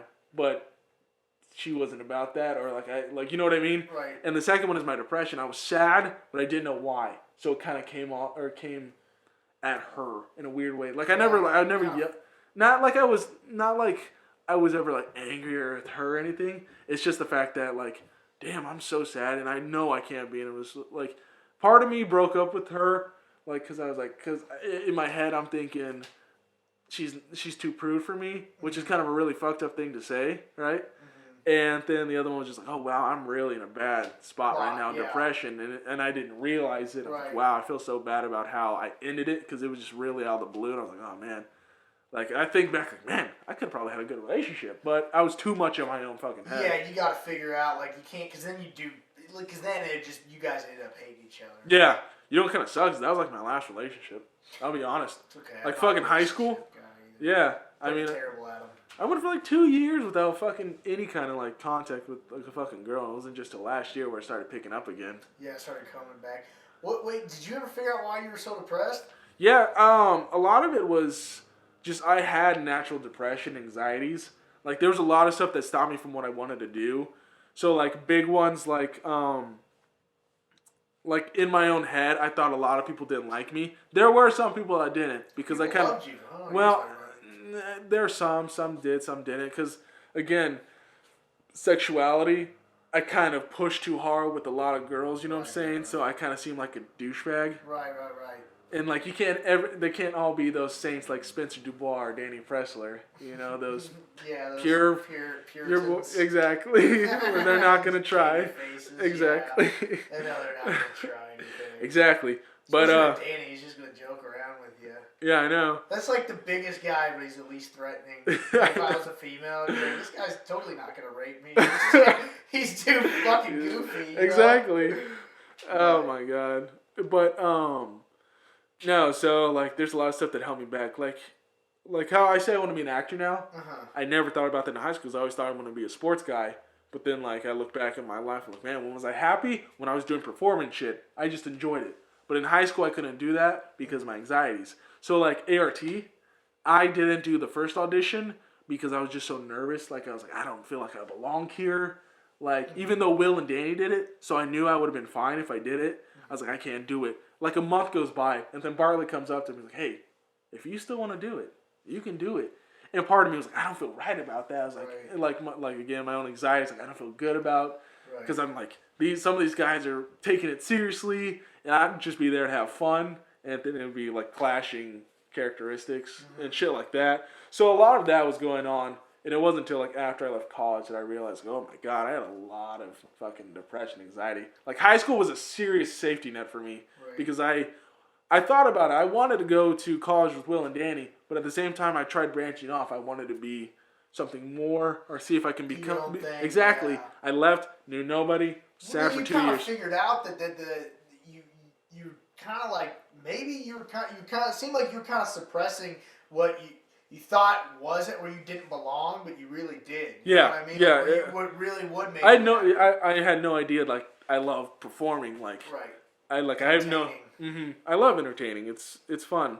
And it's weird because I did so many things in high school where that happened. Like we got to do the dance teams. We were MCs for like 3 years where we just did little shits and giggles during their dancing and shit. And that was super fun. But it's like I never really thought about it because I always thought I was gonna do sports and shit. Right. But that totally backfired when I realized I was not good enough. Big realization in a lot of kids. Well, there's always this expectation when you're good, so it's like you have to be doing. You're really good at football, so it's like. That was good high school standards. Well, yeah. And then you go on to college, it's a totally it's a different animal for sure. But speaking in high school standards, it's like if you wouldn't have played football, I would be like, what the fuck, dude? Like, not saying you didn't want to, but you know what I mean. Like the standards are exactly. And that made it even so much harder coming back when I decided not to play. I did not want to show up at any North events to see someone I knew. Like, hey, are you still so-and-so playing so-and-so? I'm like, I couldn't come up and say, no, I'm not. Like, I'd feel so insecure about that. Like, oh, no, I'm not doing football. It turns out I'm not good enough. You know, like, there's this feeling where, like, how could I did not want to tell them the truth. Right. You know what I mean? Right. Yeah. And that's like a lot, like with a lot of coaches now. If I we're like a year ago or so, like 2 years, like if they were to see me and ask me about it, I would lie. I'd probably say, oh yeah, no, it's going great, just because I didn't want to say that. Say it. Yeah. And Yeah. it's a super shitty feeling, but like I'm a lot past that now. Mm-hmm. Like I'm just trying to move forward in what I want to do. So right. I let the past sit. For sure, that's good because yeah, dude, I was right out of high school. I was super depressed. Because I was like, I just had this. I guess like you said, I had this ego and this libido that took over, and it was like okay. Because I like got second place in North, man. And I got like, I was like fucking popular and shit. I was like, dude, I'm the fucking man. You know what I mean? This shit was, I was banging chicks. I felt good. Okay, it was, you know what I mean? And I always like, I did okay in football, but not like after I fucked up my back and came back. Yeah. Like they were like, dude, there was one practice where I swear to God, you can even ask Talbot. Like, they had me go against all the starters that were on the line, and we did one-on-ones, and I beat everyone. And I went up against people 8 different times. Yeah. And the fucking new coach, who was the guy. I remember that. Yeah, he was. Well, no, you were gone. You in your This senior was my senior year. Oh. And the guy by then, because your senior year, I was like, I had back problems, so I couldn't play. But the coach was like, hey man, because they're like, okay, well you started, you just fucked up like 8 different people. Like, in a row. Yeah. And I was, because I was pissed. I was like, dude, you guys are going to start me? And I was fucking pissed on defense, But they ended up not starting me that game. And I was like, why the fuck am I even playing? And I talked to Bartlett. I was like, dude, my back's fucked up. I'm fucking it up at practice. Like, and I'm not even playing the games. Like, why am I even... Like, and I just went up against... I was like, I'm not, like, the greatest, but, like, I'm pretty strong dude, and I know I just fucked up a lot of guys... like, in a row at practice, all your starters, and you're still not, like, playing me. Yeah. But, like, the good thing in the back of my head, and I think also suppressed me from football, was, like, I'm 5'8", and I was lineman, so I was like, I know I'm not going to go anywhere. Like, I had that realization. I'm not going to be a fucking, go to college, you know what I mean? Unless I'm, like, going to try to be fullback, but that's not happening. You know, that's not happening. I'm a lineman, So, right. But that's the thing is, like, the good thing that I felt is with that aspect, like, okay, I don't have that. But, like, what made me depressed after high school was, like, feeling like I didn't have any, like, one day, because I was really into entertaining. You know what I mean? Like with ART, with all of that, because I went that route and I fucking loved it. Exactly. And I enjoyed like making people laugh and joke around. That was my thing. And then when I got out of high school, I didn't have anybody. I didn't have a community to do that to. No, I get that. Like I went in just by myself. I had a couple people from North come with me to Washburn, but it just wasn't the same. Right. Like it was just hard. I mean, I just wanted to be by myself. Right. I mean, part of it was my own fault, and I get that. I did that too. It made me more depressed. Exactly. Because I was like, why am I'm a people person. Why am I being by myself? That's not you. Like, I'm not totally a people person, but I will go out and, like, I'll try to. Right. But, like, well, you're funny, and you're a good talker. And you also have this podcast, which I feel like this podcast is probably doing to you what, you all right?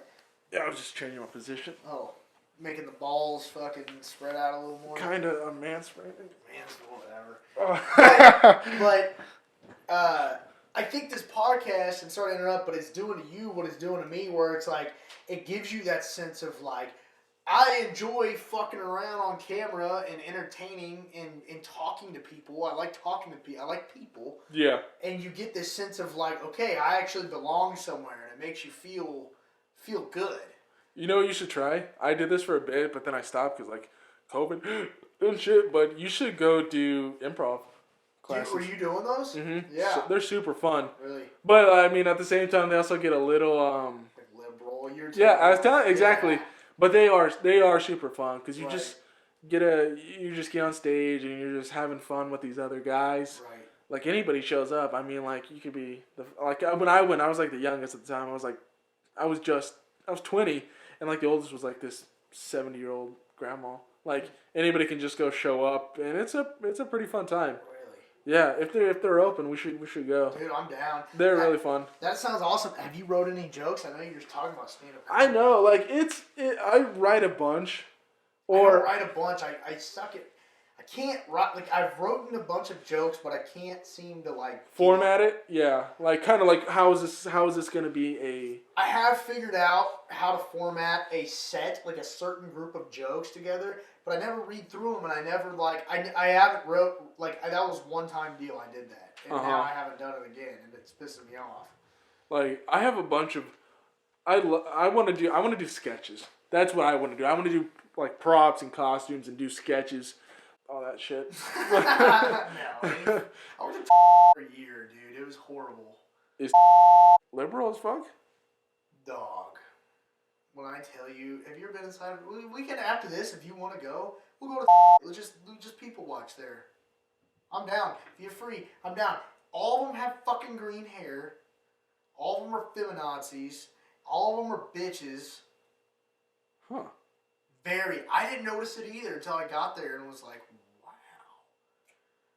Even the guys there, they're very like male feminine. Very feminine.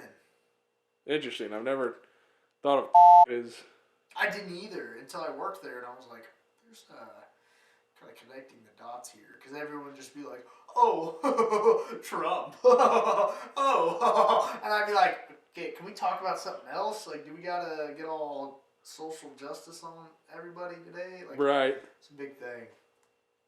That's fucking crazy. I didn't know it was like that. It was like that, but just fucking watch cashiers. Just.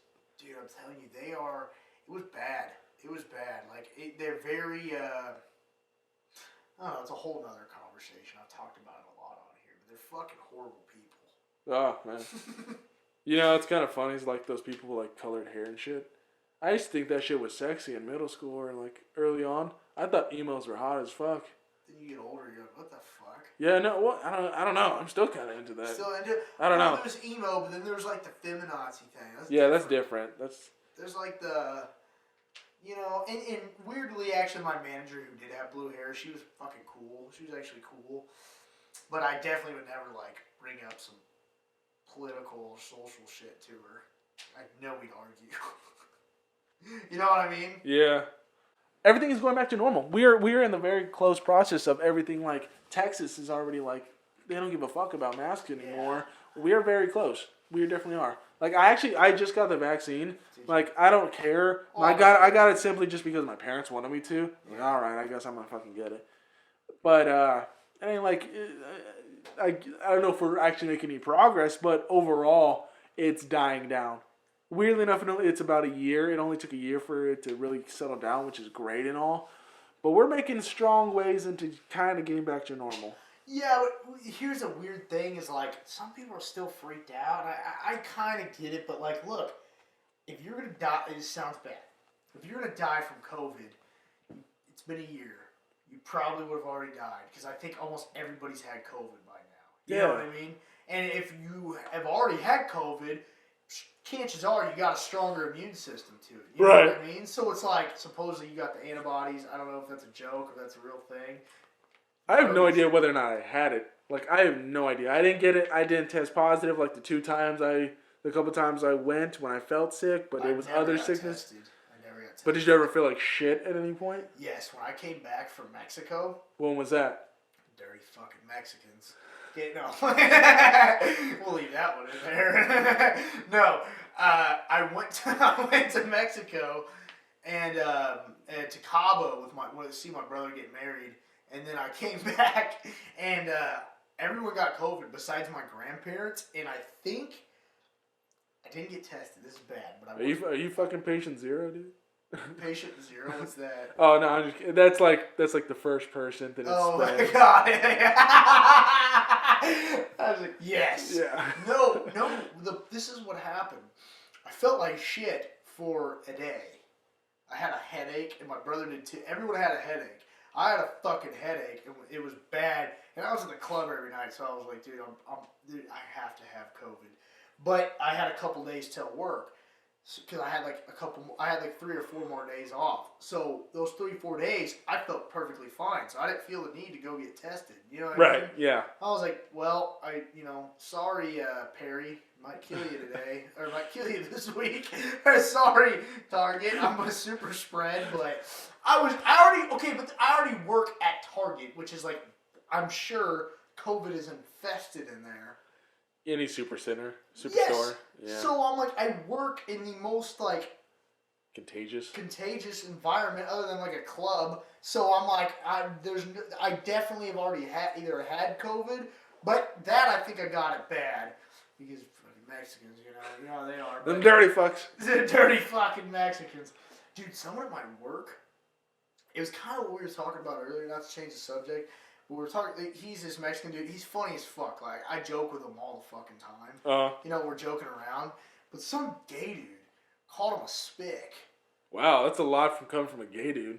Yeah, that's weird. Cause like, wouldn't think a gay dude would.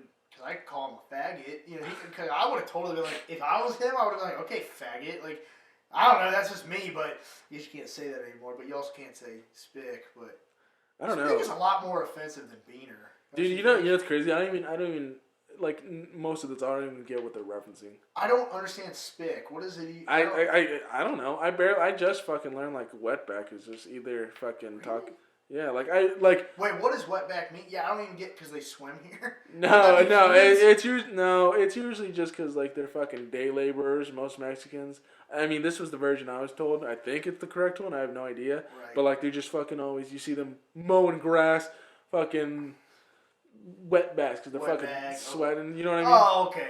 Well, I mean, some things make a little more sense than others when it comes to stereotype or like racial. Yeah, because white cracking people the whip. Yeah. Yeah. And then crackers are white. Yeah, and then they play it off other stuff. Yeah, play it off of that. That makes sense. Cracker. I never knew. Like I learned that early because someone told me like cracking the whip, and I was like, yeah, like before I always thought it was like, oh, because they're like fucking saltines. Yeah, saltine. Yeah. They're white and just. Well, I don't get honky. I don't know. White ones are. That's a fun one though. I like honky. Honky. I don't get white ones. They're not that like. Maybe just because you're white, so they're not as offensive as like in a weird way, I don't get why like black people like Negro. That's literally black in Spanish. Right. So it's like it's a weird. To you too. Yeah, I mean like. Maybe it's just how people made it though. Like they kind of made it bad in America. I guess. But like in Mexico, if you said it, it's just like, negro. I mean. Yeah. Well, then again, Mexicans are kind of racist themselves. They're huge. They're huge racists. Like there's this game with like different characteristics of like things on it, just words in Spanish. Like there's a picture of a star, estrella, and like different shit. And there's a black guy, and it's literally something negro. It's literally black. Right. It's what it is. And it's just like, wow. Right. Wow. Way to be blunt about it, Mexico. Mexico. Way to be blunt about it, Mexico. Just no, but like.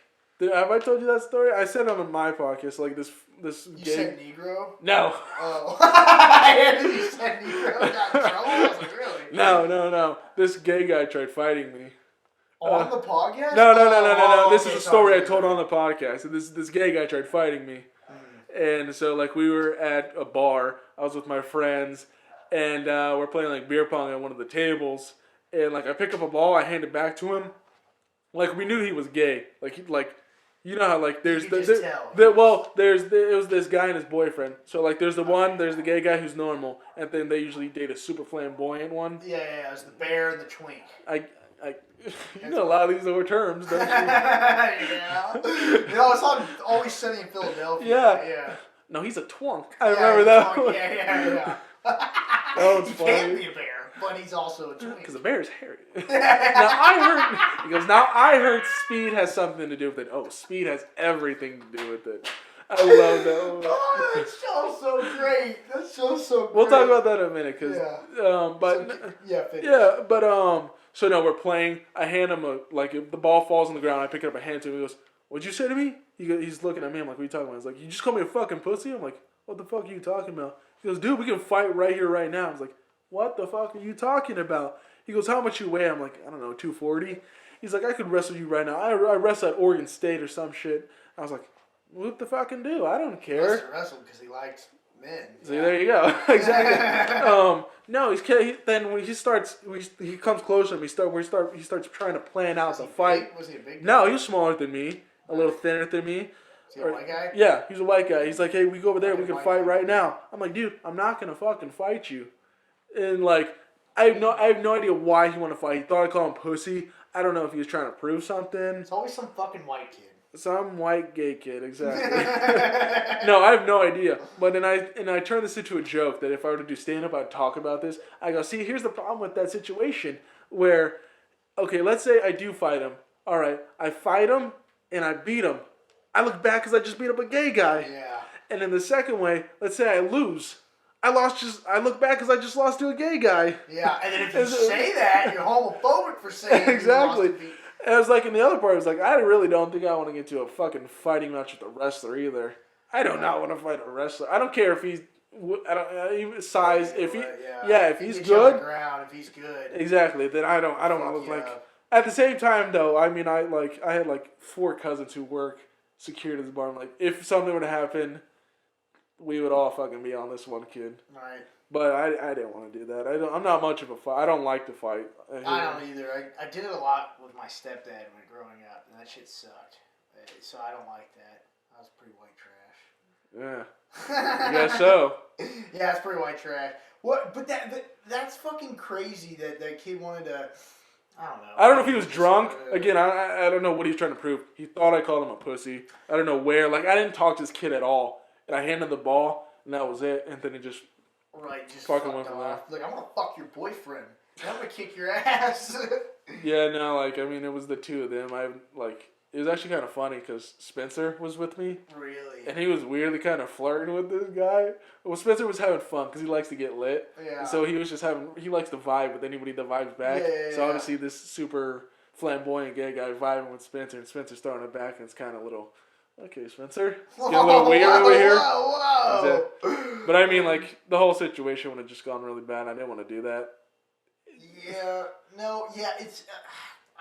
So when I was in Mexico, there's this guy... I'm not gonna lie, I get kind of defensive about Kansas City because everyone talks shit on Kansas City. Well, they think we're... Like in a hayfield. Yeah, we think Kansas. Anybody from Kansas is just fucking farm. Right. And I'm like, nah, dude, Kansas City's pretty funny. He's from New York, and he's some spoiled rich kid. And I was like, and I said something to him. I was like, because he kept, oh, you're from Kansas? I didn't know he was gay until he told me. Because, I just didn't even know. It just wasn't that noticeable. A gay New Yorker? Must be on Broadway. Must be, because he moved to Austin, I think. I think that's what he said. But I just remember he said, it happens.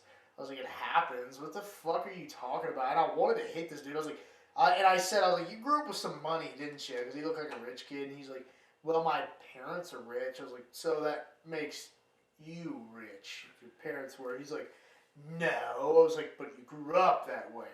And he's like, what? Like, he just got all gay. And then, later it came out that he was gay. And I was like, oh. Because I was, this close. I got, this. And I'm not a fighter either. But I was like, this kid keeps fucking disrespecting my goddamn city. I'm going to fuck him up here in Mexico. But that makes me fucking think of in 21 Jump Street when Channing Tatum punches that kid. You punched me because I'm gay? Yeah. No, I punched him. And then I found out he was gay. Yeah, then I found out he was gay. I didn't know he was gay when I punched him. Well, but see, that's crazy. What if you did punch a gay guy? Wouldn't it be more discriminatory not to fight a gay dude? It's funny you say that too, because we talked about this a couple episodes ago on our podcast. Solutions? Huh? Yeah. On our No Solutions, where Eastside brings up, he goes, we were talking about domestic violence. He goes, how much does it take to hit a woman? I go, not a lot. I was just kind of fucking around, right. But then I get into it. I'm like, honestly, I don't think I have a problem punching a woman if it was provoked enough, because there's a lot of times where you see a guy just having to fucking take a woman, just fucking just beating him and hitting him, yeah. And then I turn it around on this whole feminist and equality thing, hey, you want the same fucking... That's not necessarily the same. Man? You get treated like a man, bitch. Well, the back of the hand is still pretty a woman thing. I'd give him a full... I can give you back of the hand. That's fucked. That's just part of it. I mean, you talk about want an equality, or like don't, then if I'm gonna hit a guy for the same reasons that you're coming at me, then maybe I should hit you. Well, but that's another thing. And then it turns into a very serious situation with people coming at you like, I can't believe you hit a woman. Right. Like, they asked for it. You fucking asked for it. Sometimes it, like, hey, fucking hit me. I bet you'd hit me if I was a man. I bet you if you're a woman. Boom. Well, yeah, but that's one thing that I think that I've noticed this, especially in the workplace. It gets misinterpreted, right? This is what gets misinterpreted between like women boss and a man boss, right? Or just a women colleague and a man colleague, like men and women working together. And I've really noticed this, and I really thought about it one time. Because women can say shit to you and get away with it because they know they're not going to get hit. But a man, he's not like, okay, let's be honest. You have a man boss. Guy's going to come in, Marcos, we're fucking up. Go do that. Okay, whatever. Woman comes in, really? Oh, they're going to belittle you. They're going to belittle you. They're going to be a really? Why do you fucking come in here, do this, and do that? You're so slow. You do this, and you're like, oh my God, shut the fuck up. And it's like, but this is the thing. I think that's, and I'm not talking about every woman. I have a lot of great women bosses in the past that have been that do not do that. I prefer women bosses sometimes. I mean, they can be more easier on you as well, like nicer. But and that is true. I've liked having women, but like sometimes I think that like a guy is just going to be very cut and dry because like, and just not even that at a party. Like a girl could call a dude fat, but you could never call a woman fat. That'd be horrible. You know what I mean? Yeah, and that comes up later. We talk about it. It's like this unfair standard. It's when we're talking about like, you know, don't, like we were talking about earlier, like fat acceptance, fat shaming. Yeah. Like, oh, you can't, like, when it's super fucked up when a guy on his dating profile is like, oh, I prefer my women fit. Yeah, something. It's like, oh, really? But yeah. But then a lot of times the girls like you can, like you have to be 6 foot. Exactly. Yeah, like I'm like, wow. Be 6 foot, so and so. This 9 inches, $1 million. Yeah, like guys don't give a like 9 inches. Even in those terms, like they say women don't like fucking care how big a fucking guy's dick is, but I mean, you think it matters? Sometimes sometimes they prefer, like they want to, like there's nothing more belittling than like no guy will belittle a woman like the way a woman will belittle a guy when it comes to sex. Yes. Like you can't. I don't care if I say like I fucked a girl who's 110 pounds, and then I fucked one that's like maybe closer to 200. Right. And then we're also talking like she obviously the 100 girl pound just had smaller breasts, and the 200 just had larger breasts. Right. And I like larger breasts. Right. I mean, I still did both, but I'm not going to tell one or the other, oh, this girl had bigger breasts than you. Why can't you? Right. The chicks will be like, hey, dick is small. Right. Or the unfair things like, man, you already came? Oh, damn. Right. You already came? It's like, you already came? Like, yeah. What, you didn't? Right. Well, I think there's this thing where sometimes it's like, I'm kind of okay. Like, it's like, okay, I don't think I'd ever hit a chick. Just because I'm a pretty big dude. No, I can joke about it and say this and that, but I would never. Right, you would never hit a chick just because you know that like we're physically bigger, like we're physically stronger. But like what I was saying is like chicks know that, so they use that to their advantage to say fucked up shit, hurtful and fucked up shit to people. Like especially in the workplace, like women could like dude when I worked at Chili's, dude. The women there would smack my ass and like, hey, come here, blah, blah. I'd be like, God damn. Wait, the customers? I have not had customers smack my ass. But I have had them definitely, on a level, it was definitely sexual harassment. However, I didn't care because I'm a fucking guy. Yeah, But I've had like people, hey, sweetie, like other waitresses, I'm like, whoa. But when I was looking good. I was like 190. I was fucking clean shaven. Like I had the beard. I was looking fucking good at the time. Now I'm 220 fat fuck or 215. But dude, I've had like girls like this one girl like punched her. This black chick This Mexican guy, we were just talking about that. You never see that, but dude, this not that mattered or anything, but this chick was drunk as fuck, and she punched her husband in the face, and he fucking just ended up leaving, and she was just making a big like ordeal out of it. Ordeal about like her order and shit, and she like came over and like grabbed me and was like getting real close. She's like calling me hot and shit, and I was like, whoa! Like if this was the other way around, I would be like in handcuffs. Yeah, you go to jail for that kind of shit. No, but I guess you don't feel threatened as a guy. Like a girl doing that, I never felt threatened. You know what I mean? Yeah, it doesn't happen as often as like. Well, okay. I think it does. It's just the fact that you don't feel threatened. Because like. No, I was gonna say like in terms of like rape situations, not as many necessarily guys get raped, but not in the sense that of girl rapes guy. Most of the times. Guy raping a guy. Yeah, but how does a girl rape a guy? The only thing I can think of is if she drugs them or manipulates. Yeah, it does become manipulation. I've heard, I can't remember where it was. I was at some kind Health of like class? something, and we were talking about this where this guy was drugged, and she had sex with him. And then they had a kid. And they had a kid, and then he was stuck in financial payments because and he just got out of jail, so he couldn't because she would say you raped him. Did you hear that somewhere in class too? too? It was in health class. Was it in health? I think it was in health class. Huh. They told us it. Yeah. I had health when I think you guys had health though, because they put that in the curriculum. Because you had health like sophomore year. I think I had health freshman year. Because some people had gym freshman year, I think. I don't know. But either way, I remember that because they were telling us about it. Yeah, that exact story. Yeah. Exactly, like that. It can happen. Right. That's a certain circumstance. Yeah, I don't know how likely that one as is. Get Cardi B'd. Get Cardi B'd. Oh, man. But no one talks about that. No one fucking canceled Cardi B for drugging dudes.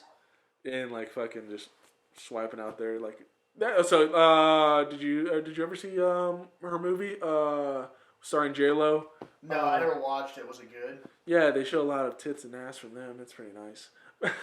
No, but the fact is, strippers are really good at playing the system because they will get guys drunk or drugged, right? And then they will just fucking max out their credit cards. And what's the guy gonna do? Go to the police? Hey, I spent so and so much money at a strip club. Like, yeah, you can't. You gotta tell your wife that, like.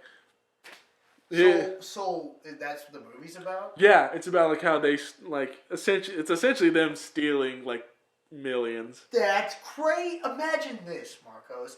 Imagine Bill Cosby had a movie come out. He happened to be in it. And Bill Cosby was just like, I put the pudding pop in a drink and she'd go 90. Like, he sleeps these chicks. Like, let's just say, not like, because, like, they're not being full, like,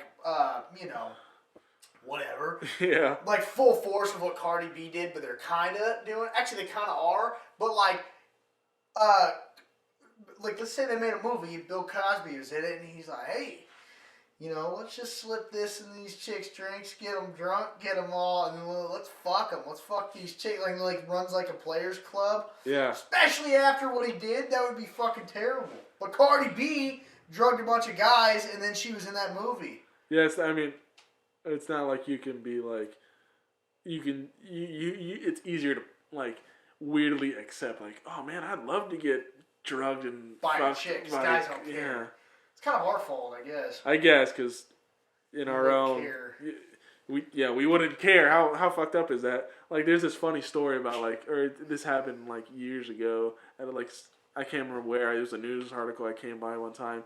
It said this guy was, like, raped by, like, 12 women by jogging in a park. Yeah. And then there were reports of, like, a bunch of guys going through that park. You know what I mean? Just like. But isn't it funny how it's also when something fucked up happens to a dude, you laugh, and then when something fucked up happens to a girl, you're like, oh, that's terrible. Damn. Yeah, I can't believe that happened. Yeah. See, I just laughed. I didn't even mean to. I know, but just the fact that like a bunch of guys tried. Hey, maybe that can happen to me too. I don't have a whistle and my phone's dead. Oh no! Don't come rape me, ladies. That's fucking crazy. Just imagine you at that park with your kid. You're like, what are all these like middle-aged men just walking around here doing. It's like when you watch porn and you wish that scenario would play out for you, and it fucking did. Like, yeah. Man, that's some shit. Sometimes porn can it really is. Sometimes it's accurate. Sometimes a lot of times it's not. But sometimes you have certain situations. You're like, dude, I feel like this could totally happen to me. Probably not, but you know what I mean. It's like I thought about this one time. I thought it was actually going to play out the way I thought it was going to because I was talking to this chick for a while last year, and she told me she was bisexual. And obviously in my head, I'm like, okay, is this where I think it's going? No, it just, it led on to, her going full lesbian after that. So was I her last trip before this? Wait, so after you guys? Yeah, I mean, we did for a while. We hooked up for a while. She became a lesbian. Or she was always bi, or I guess she went the other route. Or she just stuck full lesbian.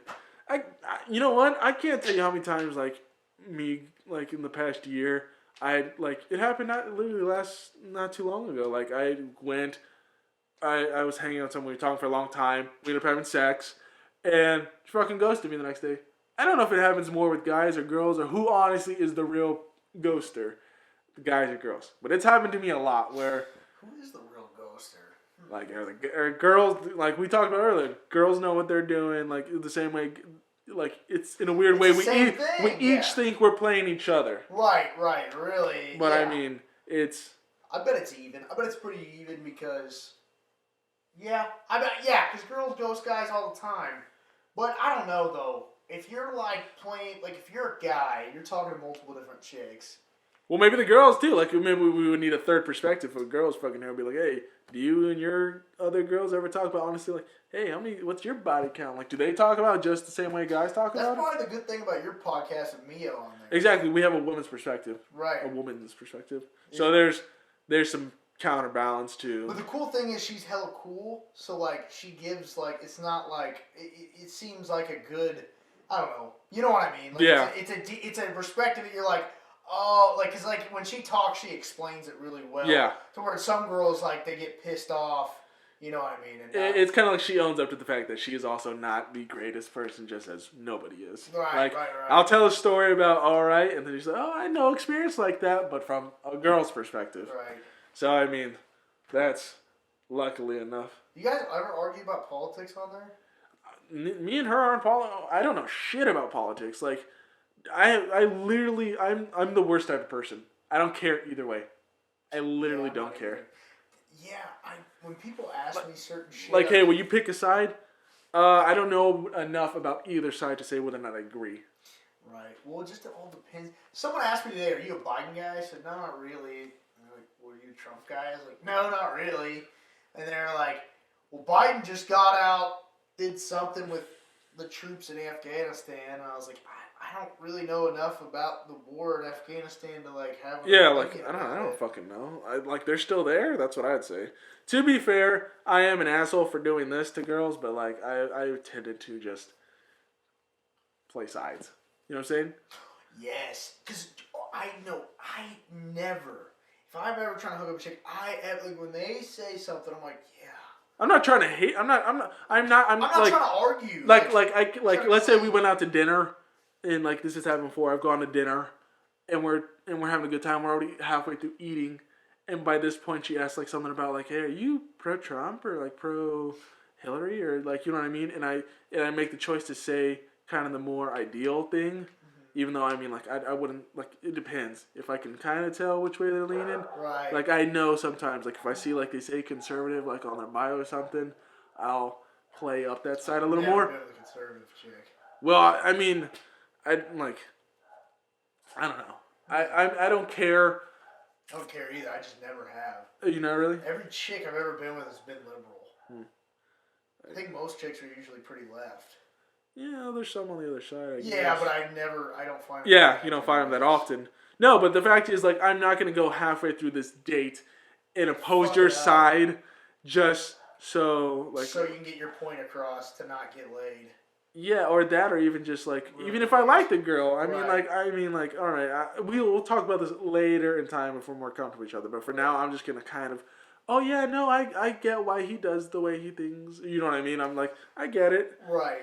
Like, but then I'll try and say like, I'm not really political, so you want to talk about something else, and then Yeah. try to steer away from that because that's just a bad road to try and go down, for me at least. Yeah, I did. Oh, dude, one time I went on a date with this girl, and it was like, first off, the crazy thing was, I pulled up to her. This is the only time I've ever talked to a conservative girl.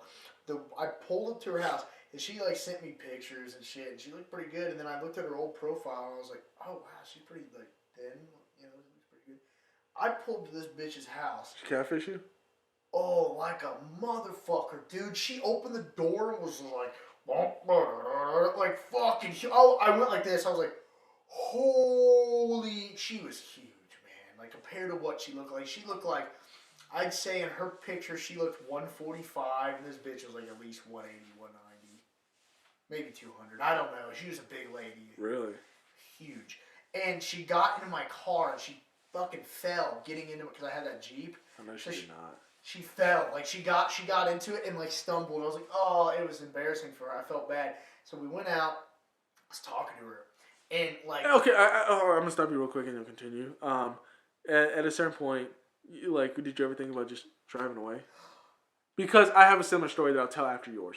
yes, I did, but I was like, that is a Dick move. Yeah. And I'm like, I led this girl on. If I just, cause like I thought I was like, oh, because I was like, I'm getting catfish. Like, I felt like the victim, but I was like, okay, at the same time, like, I get it. She hasn't updated her profile because she probably gained some weight, a lot of weight. And she knew it offset a lot of her probably potentials. Like, right, and she probably is, and she sent me some pictures. They happened to look pretty good, the pictures she sent, because they were close-ups. You couldn't see the whole thing. I was like, you know what? I'm going to just bite the bullet, go on this date, have a good night. At least I'm getting some bowlings on the plaza, okay? Mm-hmm.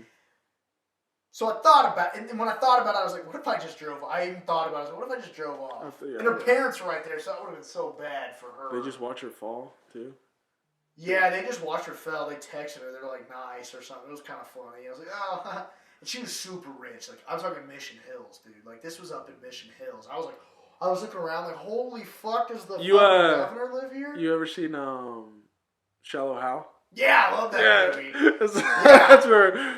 You're Jack Black. Yeah, I'm Jack Black, so that makes so much sense. Did you see the off note? Did you see what I posted to Danny? Wait, on Facebook or on? No, I sent him. The older brother from Home Alone. Oh yeah, dude looks exactly like Danny, and I was like, I sent it to this picture. I sent it to him. Might be and he posted it on his story. I was like, I don't ever want to hear another Jack Black quote out of your fucking mouth. And it was like, dude, I swear to God, this picture of him at prom and Buzz looked exactly alike. It was That's wild. Funny.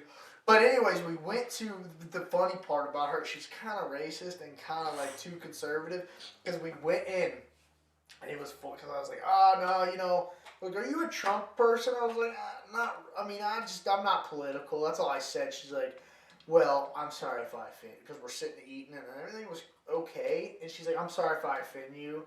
But, and this is where I was going to say, I guess the wall is a little too much. And I was going to say that. But before I could say too much, I said, the wall. And she's like, I think it's about damn time. I just started dying. I was like, what? And she's like, she's eating. She's like, I just think it's about damn time we got all of them out. I was like, whoa! Like, check please. Like, holy fuck, this bitch just totally, like, if she would have, like, hard, that would have just, like, did it right there. I would have made so much, like, it was, I get you as rich. I was like, bro, I wanted to be like, dude, you're like gardeners and your maids. Like, what about them? You should have gone to somewhere she would have preferred, like Cracker Barrel. Yeah, I probably should have took her to Cracker Barrel. You went to, what was it, P.F. Chang's? No, we went to Bowling's. Bowling's? And I think she was actually kind of being rude to the people, too. I was like, damn. Look at all these Asians around here. Which is weird because, it's alright. The PC's batteries, it's just the battery's low. Wait, really? Oh, we'll be alright. It'll tell me.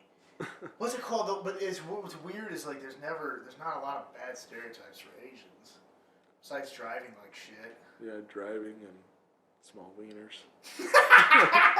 Yeah, I forgot about that. No, yeah. they're Asians are a very prosperous people.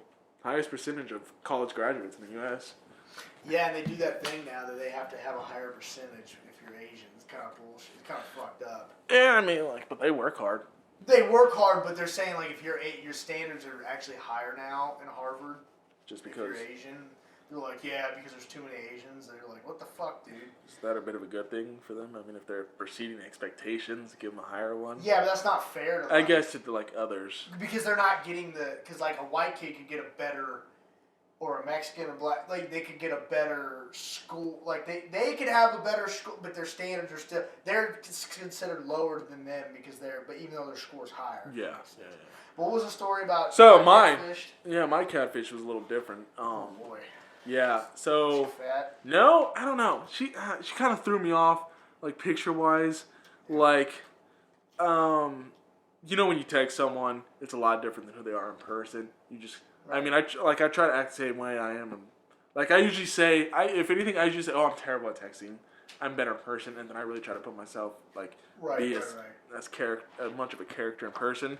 But with her, she's like, oh, I'm shy, so just be careful of that. I'm like, okay, I'm used to that. Like, there's girls who are shy. I get that. Right. Well, first, I drove up kind of far, not like 35 minutes.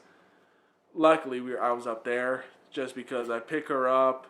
We're talking and we're fine, like kind of in my truck, and we're driving around, see what's good. We go to fucking Olive Garden. I'm like, all right, let's go to Olive Garden. Right, keep going. I'm gonna plug this in. What is it, the computer? Yeah, I just don't want it to die in mid-story. So Yeah. keep going. You're good. You smelling your ass? Nah, dude, I'm balling. So we go to the Olive Garden. I park kind of far because it's the only parking available. And I kid you not, I get out of the car and I'm like behind her, watching her, like getting behind her, like we're walking up. Dude, she had the weirdest walk. Like she looked as though she was some kind of cripple. Like she had some kind of accident. She just had this very weird like way she walked. I was like, okay, little kind of weird. Just it didn't make sense. Like some kind of like, did you have an injury recently? Like, or I did not want to bring up the walk. Right. I just didn't. And no, we're going through the date, and I'm trying to get information out of her. Figure out why she walks this way. I'm trying to get as much as I can out of her, and she was super, Was she shy? She was shy, but she was, what's the word? She was, just her communication skills and, like, being around other people, it was just very bad. Like, she was just not good at, like, she would not look me in the eye. Her communication skills were just appalling. Like, she would not look me in the eye. She would just barely speak in sentences, or it was bad. And, like, the whole dinner itself was, like, maybe, like, 30 minutes. I had to make it quick. Like, I'm putting pieces together in my head through dinner, and just a lot of it, I swear, I think she had, like, as bad as it sounds, I think she had some form of autism. Like, some kind of autistic. That makes sense. A lot of times when people are autistic, they don't look you in the eye. Like, that's a big thing I've noticed. And like, it, I have cousins who are autistic, that's fine and all, but it just threw me off. Like, I was like, I feel kind of bad about this. Like, in a weird way. Did you fuck her? No. That was about the situation where I dropped her off at home, and I left. I had to find an excuse just to leave. Did you talk to her after that? No. Or, no, I mentioned, like, hey, I just don't. She was actually kind of older. She was, like, past, like, 20. I can't remember exactly how old. She was older than I was, a lot older. What? And I messaged her, like, hey, I don't feel comfortable dating someone who's older. That was just a lie. Just the whole experience, it was just so uncomfortable. I was like, I think she was autistic. And it just kept playing in my head, like, did I just go on a date with her? Like, again, no offense to autistic people. I have cousins who I love that are autistic, but it was just, It was surprising. It was just different. Yeah. very weird. Did you figure out the walk? No. No, you I never did not want to figured out ask. the walk. Like, it literally, I'll show you later. It just looked like some kind of defect. It was just, Really? I was like, oh, man. Like, I didn't pick up any of this in text. It sounded very normal, very straightforward, and then terrible in person. Maybe she's a hacker. No, it was her. It was her in the picture. I'm saying, like, maybe because, autistic people. Yeah, oh, yeah, like some of their, like, special abilities, Yeah. like some of them excelling. Yeah, I don't know. I'm just I don't kidding, know. but no, yeah, that's wild.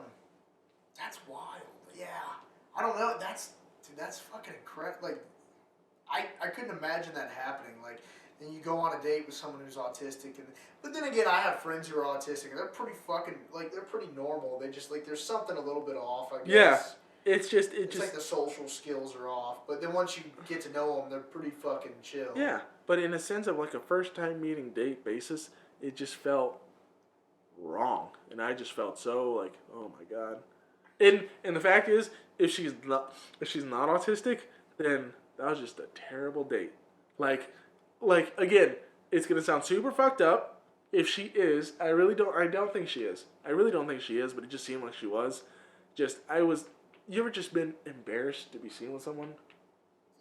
Yeah, because I was embarrassed to be seen with that one big girl. Yeah, really like bad. that's just how I felt. Fucked up. I really just I know it is fucked up, but I really just felt embarrassed. Like, thank God I'm way out here where no one's ever gonna know me. You ever wonder if a girl was ever embarrassed to be yeah, you? yeah. Because I thought, like, it wasn't Definitely. even the fact that she was so big.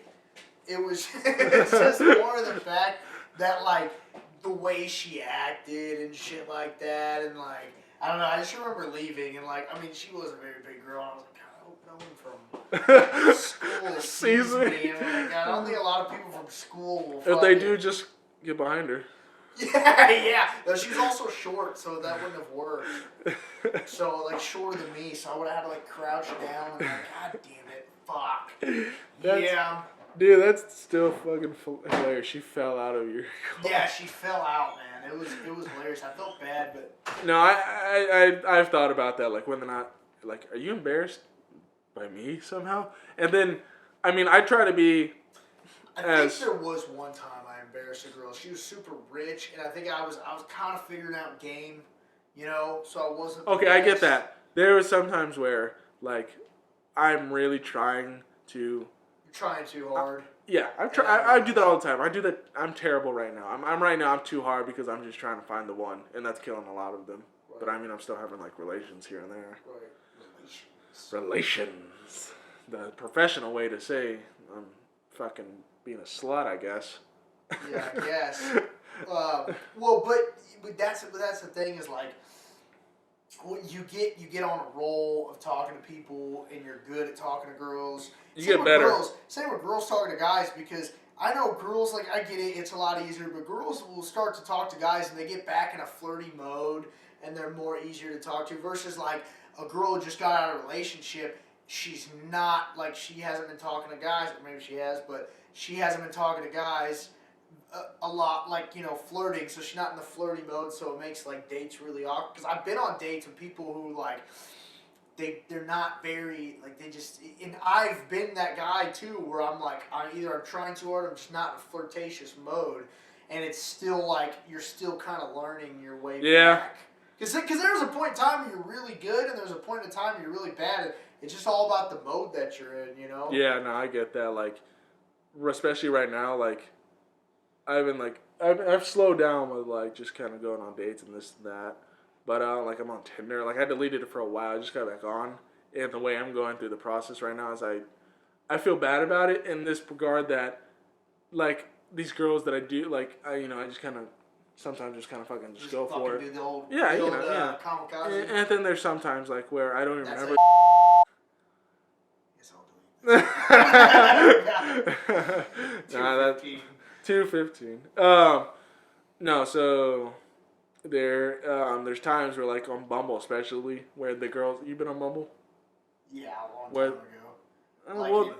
I mean, so it's right now, I'm in this middle part where, like, wow, I'm not getting any matches on Tinder, but at the same time, like, I'm not getting on Bumble where they message first, and the ones I do are like usually unattractive or like heavy-set girls. Yeah. So I'm like, I don't remember swiping on this. I guess I did, and then I'm like, wow, how I'm doing to them by not replying is pretty much These me. attractive chicks are. Exactly. And I'm like, wow, I'm like, so that makes me think like, wow, I'm not doing something right, I'm not presenting myself right, or I'm just ugly. Well, no, what I think it is like, okay, if you look at a chick's DM, right? Like, you look at like, even just, we're being terrible, but even, yeah, we are, I even know, just but I mean, being, and this is on the guy's perspective, fucking too. title this episode's being Oh, fucking this terrible. episode's gonna do awesome, I can already tell. Like, dude, the amount, you know how you can look at, like, girls and guys watching It's gonna be a bunch of guys. Fucking. No, I've had like one girl watch my videos, dude. I feel terrible. But, no.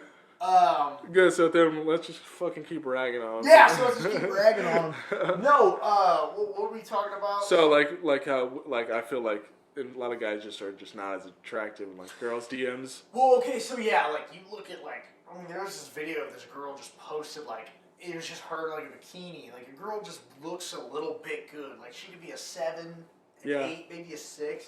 And, dude, her DMs are, like... Packed, yeah. You know, she posted one pic, and all these guys are like, oh, you look good today. Or, like, oh, nice cat. Her cat's in the background. Like, you know, the guys are, like, just shooting their shot. Yeah. And a guy will post something, and it's a bit, like... Unless you're, like, fucking looking good. Don't get me wrong. When I was looking, like, a lot better, I had a couple DMs myself. I had a couple girls slide up. But never fucking, like, 15. Yeah. Now, maybe some light-skinned dudes are watching this and be like, bro, I don't know what you're talking about. My fucking DMs are crazy. Exactly. Like, fuck you guys. Well, yeah, fuck yeah. That's not the same for us, okay? It's not our reality. But you get... I think that's the difference. Yeah. You know what I mean? And you know what's even more fucked up? Is now, especially let's talk about OnlyFans for a second. I think that's so fucked up. Not necessarily that, I mean, like, good for you. You can make money. You know, you're making money. Right. But I think at a certain point, it's like, oh, wow. Anybody can make money. Any girl can make fucking money. There are a lot of hot chicks who have OnlyFans that a lot of people subscribe to, but there are some pretty gross chicks that a lot of guys subscribe to. They're making so much money for. I guess this is where guys can have their desires. They don't want to let other people know that they're secretly into heavier set chicks who do fucking. I wonder how good guys do on OnlyFans. I hate when I swipe by accident on that kind of shit. Where I follow some girls like OnlyFans Snapchat, and they'll post other people's, and then you come across a guy with like a fucking 9-incher just fucking as his like, oh damn, I did not want to fucking see that. God, dude, his third leg's in the way, right? Oh, it's not his leg. Oh my god, exactly. I'm pretty sure those guys are making money. I mean, yeah, the only way to be. If you got a 9-inch cock, like the only way, like you can say, like I would be making money is if I had like a fucking girlfriend and we were making content together. Yeah, that makes sense. Like, I mean, I doubt I could just. I weirdly I probably won't do it, but I want to try just as a social experiment, like try different fucking guys doing it. It seems like every girl though now has an OnlyFans, right? And it like because girls I just know are on my Snapchat. I'm not like following them on purpose. They're just like there, right? Yeah. And they just like they on their story like it's their OnlyFans. Like, go subscribe to my OnlyFans, and I'm like, I'm just friends with you because I happen to have you on Snapchat. And some people I don't even know, and they happen to have there's so many girls on OnlyFans, and there's this one girl in particular. I don't know her. I don't know how. I think she got on my Snap like years ago. I never even knew her. You know, you just get people on your Snap. You don't even know. This chick's pregnant, and the guy that she's like makes content with now, like he's like this Mexican dude, and like what? Like I mean, they I don't know, whatever. But like you know what I mean. But then she posts this like content with him, and she's having a baby, and I'm suspecting that the baby is his, right? Yeah.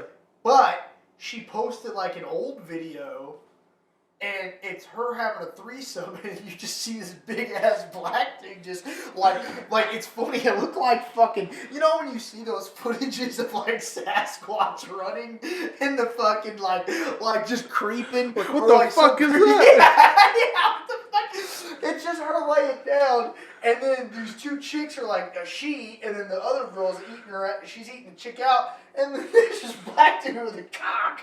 It just like falls down on her. And then just starts fucking her, and then it cuts, and she's posted it like 8 times, and I'm like, whoa, that is totally not the dude she is with. There is no way that's not the same dude. And I'm like, how shitty does that guy feel? No, that oh my god, I would feel so bad. Like, I would feel so shitty. That your girlfriend's posting old videos of her with guys. Like, I get it, she's making money, but at the same time, it's like, hey, you might want. Can you delete those or like? Yeah. Can we just keep ours? On exactly. there? Like, oh god, I couldn't even. I would not want to imagine that. But maybe it's her top seller, and that's why she's like, I'm sorry. Yeah.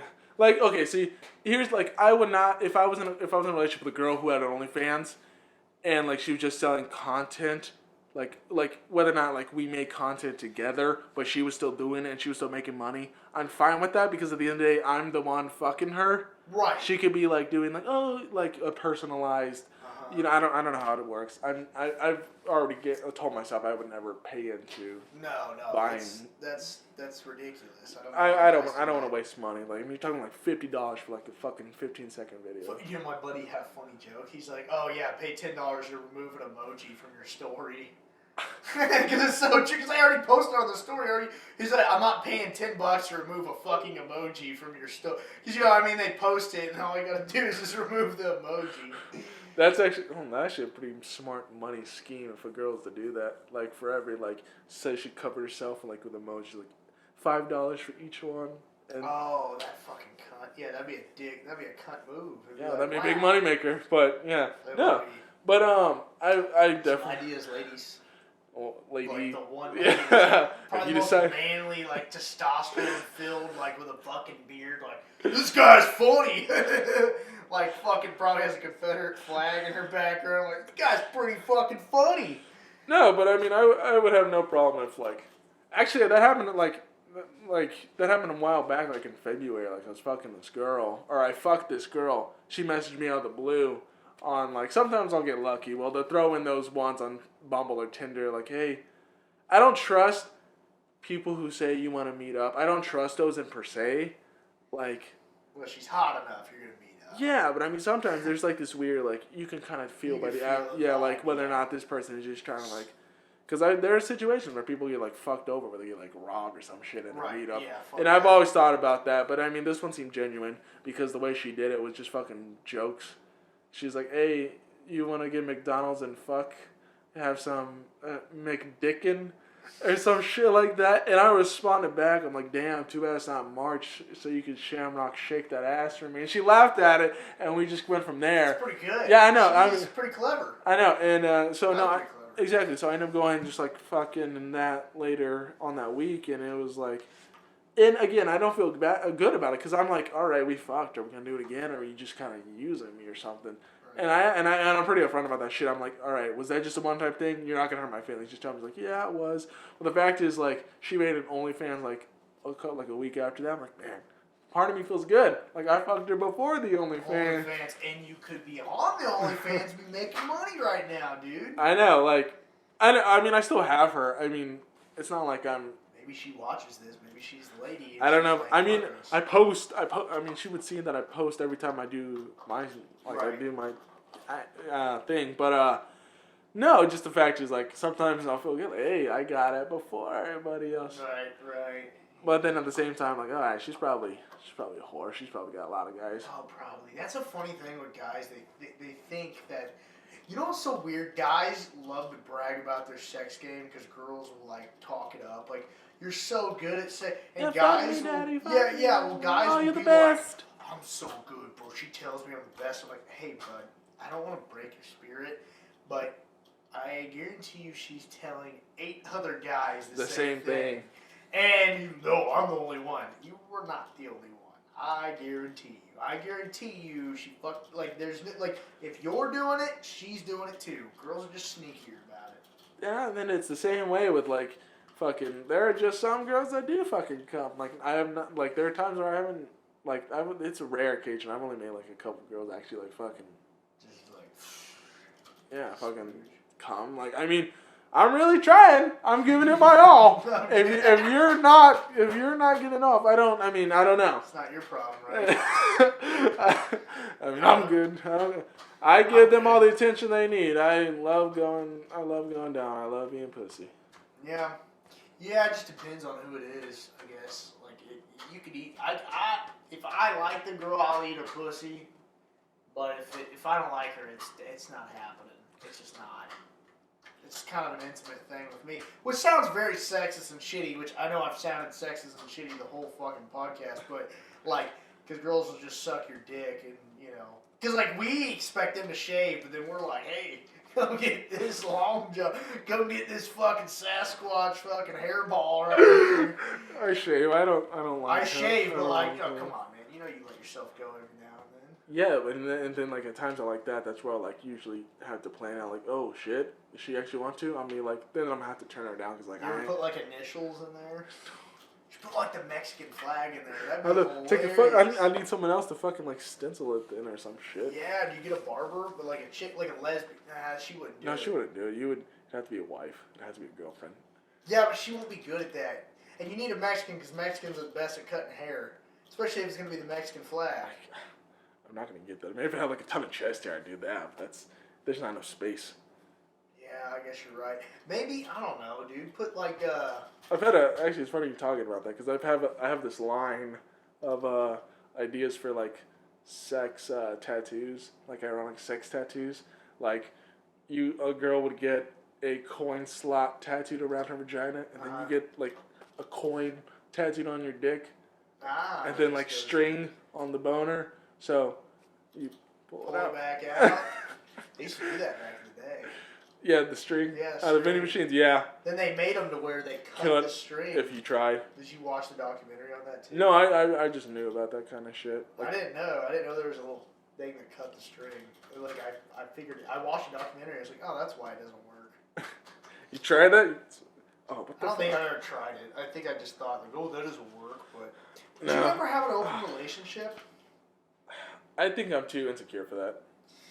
I think so. I'm very much like.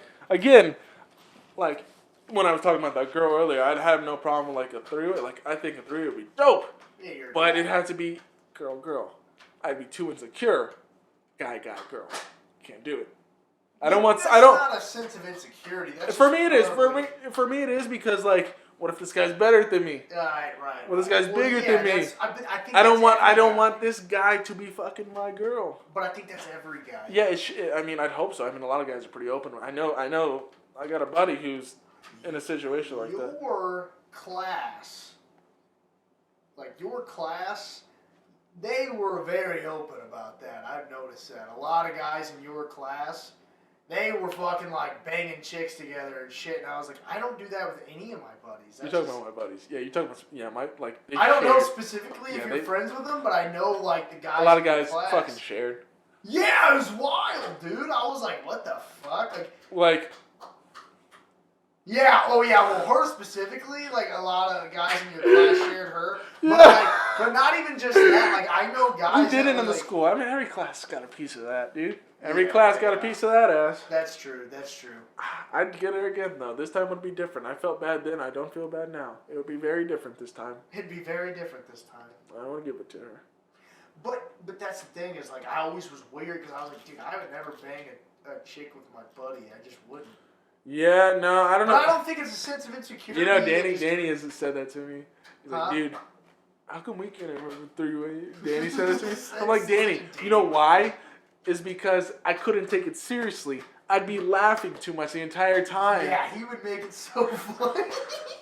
He's like, dude, lock hands, Eiffel Tower. I'm like, I'm not gonna, like, I'd be laughing. So I'd lose concentration, and then Yeah, I would never. Well, also, I would have a three-way with Danny because I'm 5'8" and he's like 6'4".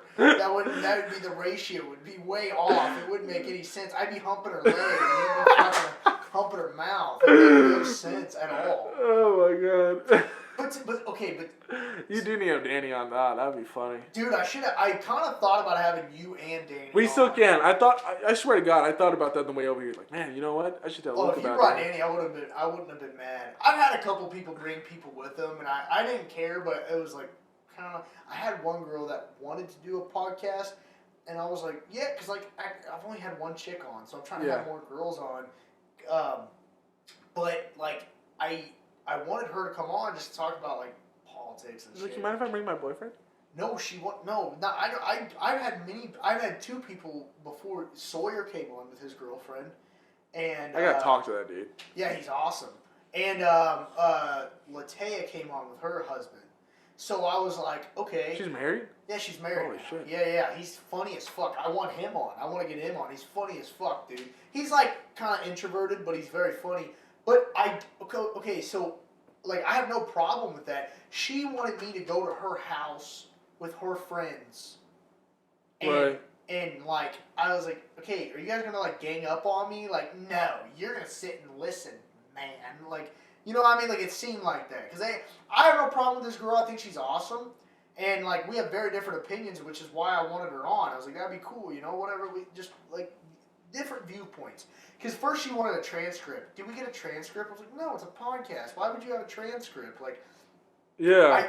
Then we're just talking bullshit. We're talking nonsense. So then after that, she wanted to come on, and I was like, hey, well, I mean, I don't know if she wanted to feel safer or something. Maybe she thought I was creepy. I don't know. Yeah, I could. I can kind of get that sense. I mean, like, you call me creepy. I mean, we're in a garage.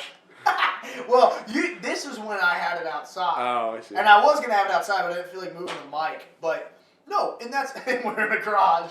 But she wanted to bring her friends, and I was like, it does feel like you might get ganged up on. Yeah, ganged up on in a conversation. Or, you never know. Could have been like that guy in the park. I could be ganged right. Maybe I should have took the opportunity. I missed an opportunity. No, but that's funny. Those guys are walking through the park. There's a lot more guys out here today. No, but dude, I didn't want. I was like, dude, I just didn't answer. I canceled it because I was like, no, we're not doing this shit on your. This is my podcast, not yours. But I need more women on, man. I like. Some variety. It'd help with viewership. Variety. Yeah, it'd help with viewership too. Yeah, it would help with viewership. Some people try to like. I remember someone was like, "You want to go Black History Month and just have black people on?" I just thought it was kind of funny. I was like, I mean, I'll have it like whatever race on. I don't really give a fuck. There's some fucking bits I was talking to Isai about, like, you know how we sit the three of us and we switch the cameras. Yeah. I said, you know, what'd be funny as fuck is if we started the podcast off, but it was just literally just black people, like they pretending to be us, like on Always Sunny. Exactly, yeah. Or just some random shit, like little kid versions of us. Just that would be funny. The black one would be hilarious because then they can act like you guys, but just in a way. Being black. Like, it's just the fact that it's just black people. Just black people. Or you can literally just like switch the roles, like you have two women and like one guy on the like. You guys can do whiteface. You can pull that off. Something like I've talked about, like one episode. Like, hey, say, let me be the whole episode where I sit in each seat and I'm having just a conversation with my fucking self. Just fucking around. Exactly. You should do that. I think you guys should do whiteface. That'd be funny. That'd be hilarious. Just act super fucking white. Just act super, be like, yeah, bro, like, you know, I was listening to Blink 182 on the way over here, and like, you know. Is plain white tea still a thing? Yeah, and like, would you like some mayonnaise? My mom, like, made me this, like, mayonnaise turkey sandwich, and it was fire, bro. Like, seriously. Like, dude, I'm telling you, that'd be fucking hilarious. Like, different forms. And then you have Mia, like, with Starbucks, and be like, I don't know, blah, blah, blah. We'd all be different types of white.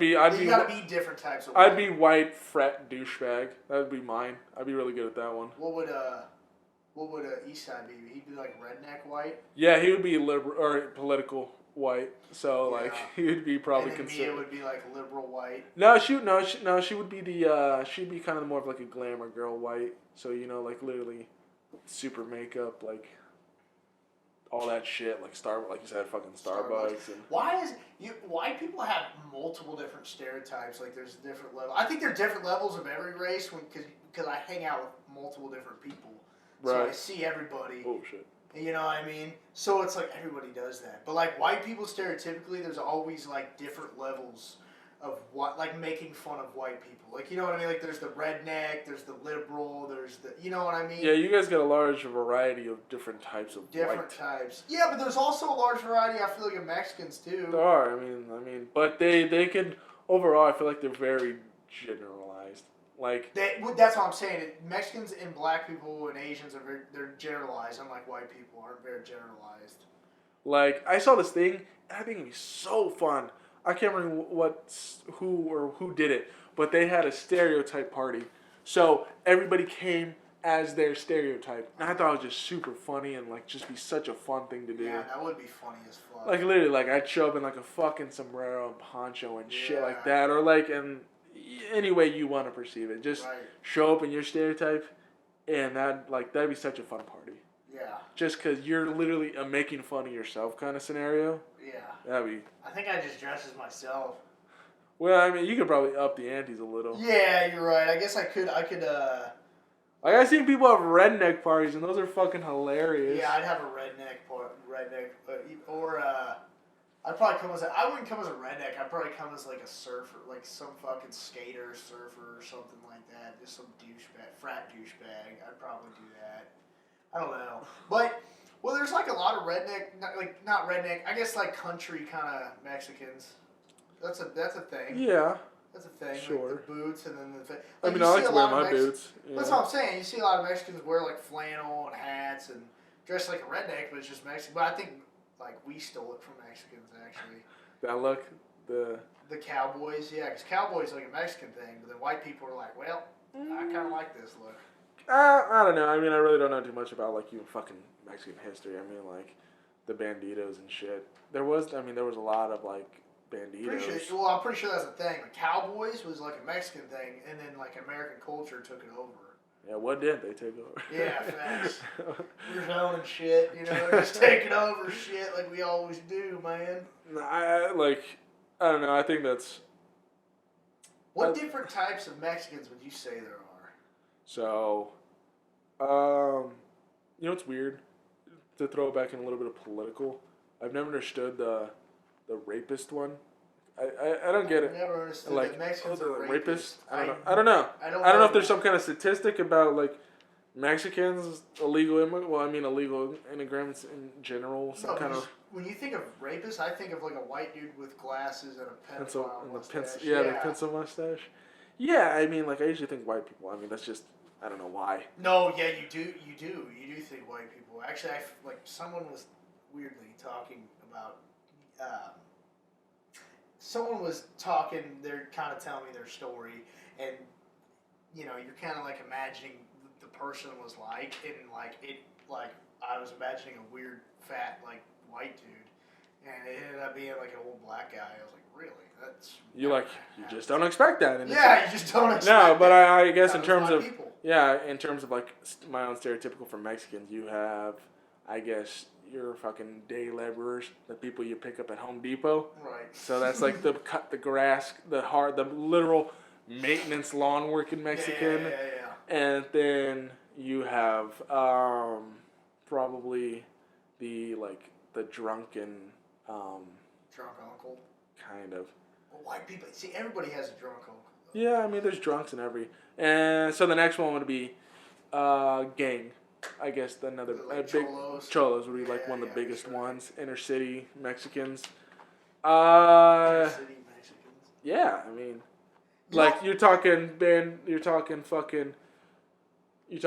huge, like the huge khakis, the white T-shirt, and then a one button flannel. Yeah, cholos. And then exactly cholos. Yeah, cholos.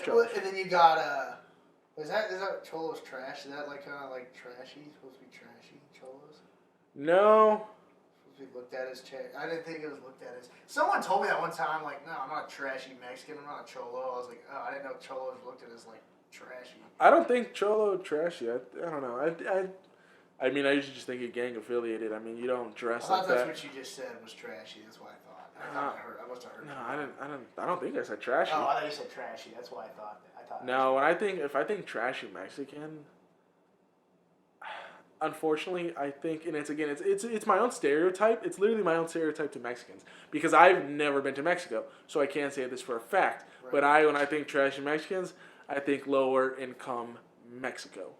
And yet I've never been to Mexico, and it's my own stereotype. You see what I'm saying? Right. No, that makes so it's like a weird.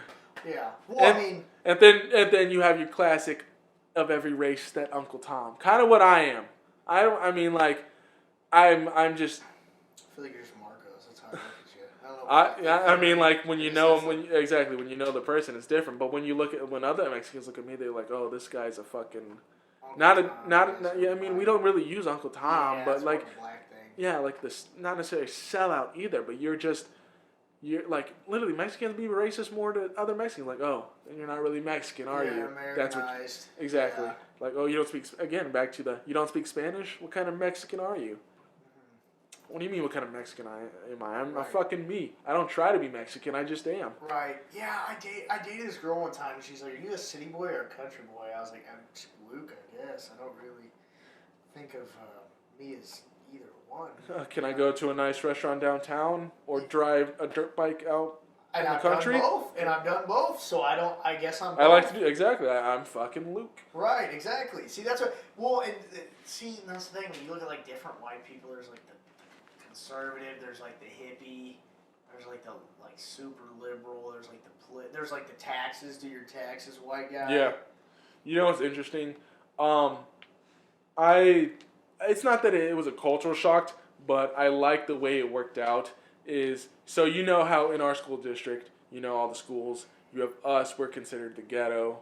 You got Northwest and East, the rich schools. Right, we're considered the ghetto of Johnson County. So we're the ghetto. East and Northwest are like the rich schools. Yeah. That's just, I don't know why, East is Mission, so you get it.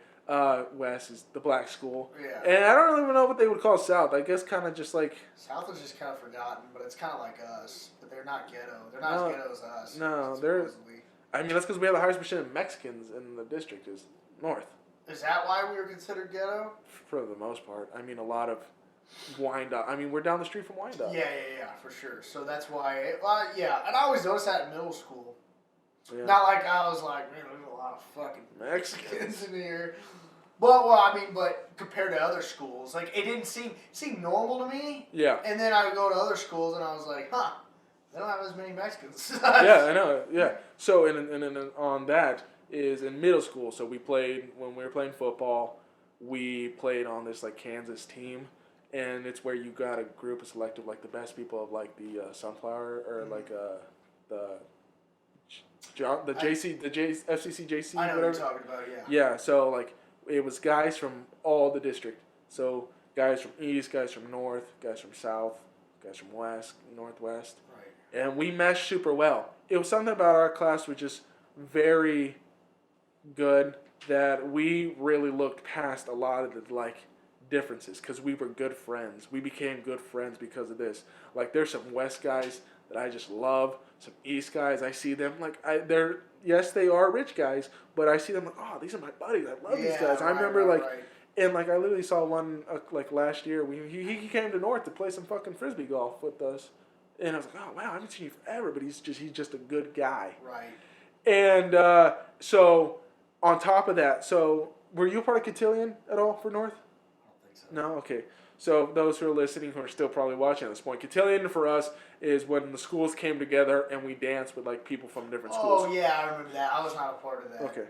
So a lot of times you dance with people from other schools, the girls from other schools, and a lot of times you get the same response. So what have you heard about our school? And I would tell them, like I remember a girl from East had told me this, like, are you this, like, have you heard, are there a lot of stereotypes about us at your school? I'm like, and I tell her, like, for what it's worth, I know guys from East. I'm friends with East. Yeah, there's money involved, but they're good people. And like I tell this to each of the dates because they'd all be kind of curious. Mm-hmm. I mean, like, well, I know you guys probably They think of also- us as some kind of ghetto. Yeah, and I mean, how do they respond? Yeah. I mean, obviously they're going to be polite about it, even though I'm But pretty they were sure. like, I'm pretty sure they a believed lot it. of white trash people there. Yeah, like a lot of I think I was probably the only Mexican there. Right. So I mean, like them dancing with me was probably like dancing with a unicorn. Probably. Oh my God, my dad's gonna be pissed. I'm tainted. I'm tainted. Oh, Then he's again, so spicy. then again, they did. Some schools like to play in their own stereotypes. Like you know how I don't know why this is a weird hand in hand kind of thing for rich kids is to like a little bit be spoiled and like get drunk and get away with it. Like the East guys all had like fucking flasks in their socks and were just getting fucking. Oh my God, I know. That's so weird. Like I don't know why that's a hand in hand for like being rich is like being out of control party animals. You know what I think it is? This is what I think it is because I have rich cousins and I've noticed this. It's because actually not them. They're not like this. What was so weird to me was because I've always hung out with either poor kids or middle class kids. I never hung out with like any rich kids besides my cousins. Right. And they were super Catholic, so I think they were a little bit different. But when I worked as a lifeguard in Lenexa and I hung out with these guys, they were cool. Because I had this bad rep, like, oh, they're gonna be a bunch of like pussies and all this, and a lot of them were cool as fuck. Like I was like, oh, they were cool as fuck, but they were very different. Like I noticed right away that I was, because all of them thought, for one, all of them knew where I went to know them, so all of them thought I was ghetto. I was like, dude, I live in like the whitest neighborhood. I'm not ghetto, and I'm like, I mean, there's some crackheads every now and then that back in the day used to come on the street, but that's different. But there are some differences that I notice like quite often. I'm like, Jesus Lord, like even like some of the white people from West, because they lived over in that like nicer neighborhood. Yeah.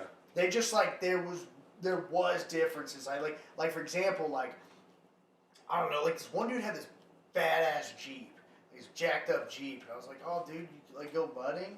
No, never went mud. I was like, why do you have like, you know what I mean? I was like, why would you even have that? And I don't know, there was just certain weird differences that I just noticed because they talk about their parents and shit. I'm like, wow, that just doesn't. Like in a negative way? No, it just was. I can't explain it. It just was different to me. Maybe because I never hung out with rich kids. So like when I hung out with them, they were cool, and I looked at them like really badly, and then I met them. And I was like, oh, they're actually pretty cool. But there was the difference, like, because they like partied way more, like you said. Like there's like that's that weird thing, and like what I think it is their parents are so strict on them that when they get out, they're like, fuck, like, I'm just going to get away with this. Like, you know, they just go nuts because their parents are usually, because, like, richer people, I feel like their parents are more strict. Mm-hmm. I think so. Like, they might not beat them as much as, like, we got beat, but, like, they probably, I don't know if you got beat. But I got beat. Yeah. Well, I didn't get, okay. I got discipline. Yeah, I know what you mean. So did I. I don't know, man. My dad hit me with that belt, dude. He was like, you need every syllable. Behave yourself. But these kids were very, like, it was very different. And I don't know. It was so weird. But I think that's what it's part of it, is their parents are strict. So they don't get out like we do. You know what I mean? Right. And another thing is, dude, like, the cool thing about North was, like, dude, like, okay, yeah, there was, like, I guess we had the highest percentage of Mexicans at our school, but we also had, like, a lot of everyone. We did. So, I feel like everyone was pretty comfortable with everybody, whereas, like, dude, if I brought, like, some relatives that are, like, well, I only have, like, really one rich relative. I don't think he watches this, so I'm not really concerned. But if I brought him around, like, dude, if I brought him around you, he'd probably act weird, like, because he doesn't, like, all he hangs around with is, like, rich white kids. Right. Which is weird, because, like, I was like, dude, just act like normal, like, just act normal. If fucking no one's, like, mad at you, like, just act normal, dude. Yeah. Like, you know what I mean? Yeah. But on the other end, if you have, like, a really ghetto cousin, you know what I mean? Because I have, like, really ghetto cousins or really, like, white trash cousins that's, like, you bring them in public, you're like, oh, God. Right. Like, I know that feeling. I got, like, some cousins, too. Just, like, I don't want to bring you around other people because I just know how you are. It's not like it's a bad thing, but just I might be embarrassed by the fact that how you are. Yeah, I mean, love you, but damn, do you fuck up my reputation? Now, I would definitely like, if I were rich, I'd give so much back to North. I would too. I love North. I thought, as I said, there was never really when we went. There wasn't that many fights. I mean, Antioch or not Antioch. What Hawker? There was a lot of fight. Well, Yeah. there was a lot of fights in my class. There was in mine too. You know what sucks about that is there's times it always happened. Like end of the school day, I go on the bus. Oh, there's a fight happening. I was, oh, I'm already on the bus. Dude, I always saw them. I was front and center. Like, I never saw a single fight. I only saw one fight in my entire years of like middle school and high school. Really? I never got to see any of them. I saw all of them. I saw most of them. There was maybe a couple that I didn't see, but almost all of them I saw. I was like front and center. I don't know how. What was cool was Hawker was so small that if there was a fight, you could have been on the other end of the school and knew about it, and everyone would be running. I'm like, oh, let's go see. Why would you fight in the fucking patio courtyard? Yeah, that, and then there was a couple stairwells people fight in, and then the church. Yeah, the fucking irony. Why the fuck are people fighting at a church? That's horrible. That's just, hey, I'll meet you at the church. I'll be there. Okay. We're gonna pray. I know. Pray. You better pray to God. You don't see me there, and I'll whoop your ass. I saw a lot of conflict in middle school. Well, you think of it, you're so crammed in. You know what's funny? There's a couple people I remember, and I'll say his name, but because we're friends now. But it's just weird how it worked out. Literally, I remember. I don't know if you ever watched this. You were talked to him in a while, but so Avante. Yeah, I haven't seen that guy in forever. Yeah, he's good. I I know he's a great guy. But at the time, like again, I can't judge him for his history or what his past was like. But it just seemed like he was just maybe he wasn't. Maybe that was just my interpretation of him at the time. In middle school, he seemed just kind of like a troublesome kid. Like he always had a class where he'd always be sleeping or something. Yeah, well, he had a temper. He did exactly. So he had a temper, and I remember like how nervous I was because I like sat near him. I was like, oh God, like shit. I'd be kind of nervous if something happened in middle school, right? But then this weird switch clicked where I met him later in life, or where we actually started talking and like through sports, and he turned out to be a really great guy. Like I love seeing him, I love talking to him, and he's just a great guy. But at a certain point, like this weird switch flipped from like me in middle school, where I was like, oh man, I'm intimidated by so many people. In high school, I got like really strong. I was like, wow, I can fuck up these guys. Yeah. I was about to say, I wouldn't be like if you being intimidated by people. Yeah, I mean, again, like middle school, like trouble. Like I mean, I was like 130 at the time, middle school. Right. But again, like I love Avante, but at the time I was like, wow. He's an intimidating dude. He looks aggressive. He very was in middle school. I remember that. I was like, man, I do not want to get in a fight with this guy. Yeah, in this guy's way. Yeah, he was. I saw the water in 8th grade. You weren't there. I saw the water fountain get ripped off when Cadu and Marvin were fighting. Was it Cadu? I'm pretty sure it was. And he was like, "Bitch, I'll fucking hit you right now." They're fucking arguing with each other, and then he picks up a chair and throws it at her. And then they're just fucking fighting with each other. And then they ended up leaving. And I get up because I had to go to another class. I was like, can I go now? I was like just waiting for them to stop. And they left. And then I come out and there's a fucking water fountain on the ground. And I was like, whoa. What the fuck happened out here? I missed it. Yeah. No, middle school is definitely one of those where it was fucking nuts. Yeah, we definitely fought more than any other middle school, I have no doubt. Yeah, well, and then we got to high school. I feel like it got out of most people's system, it seemed like. I saw a couple fights in high school.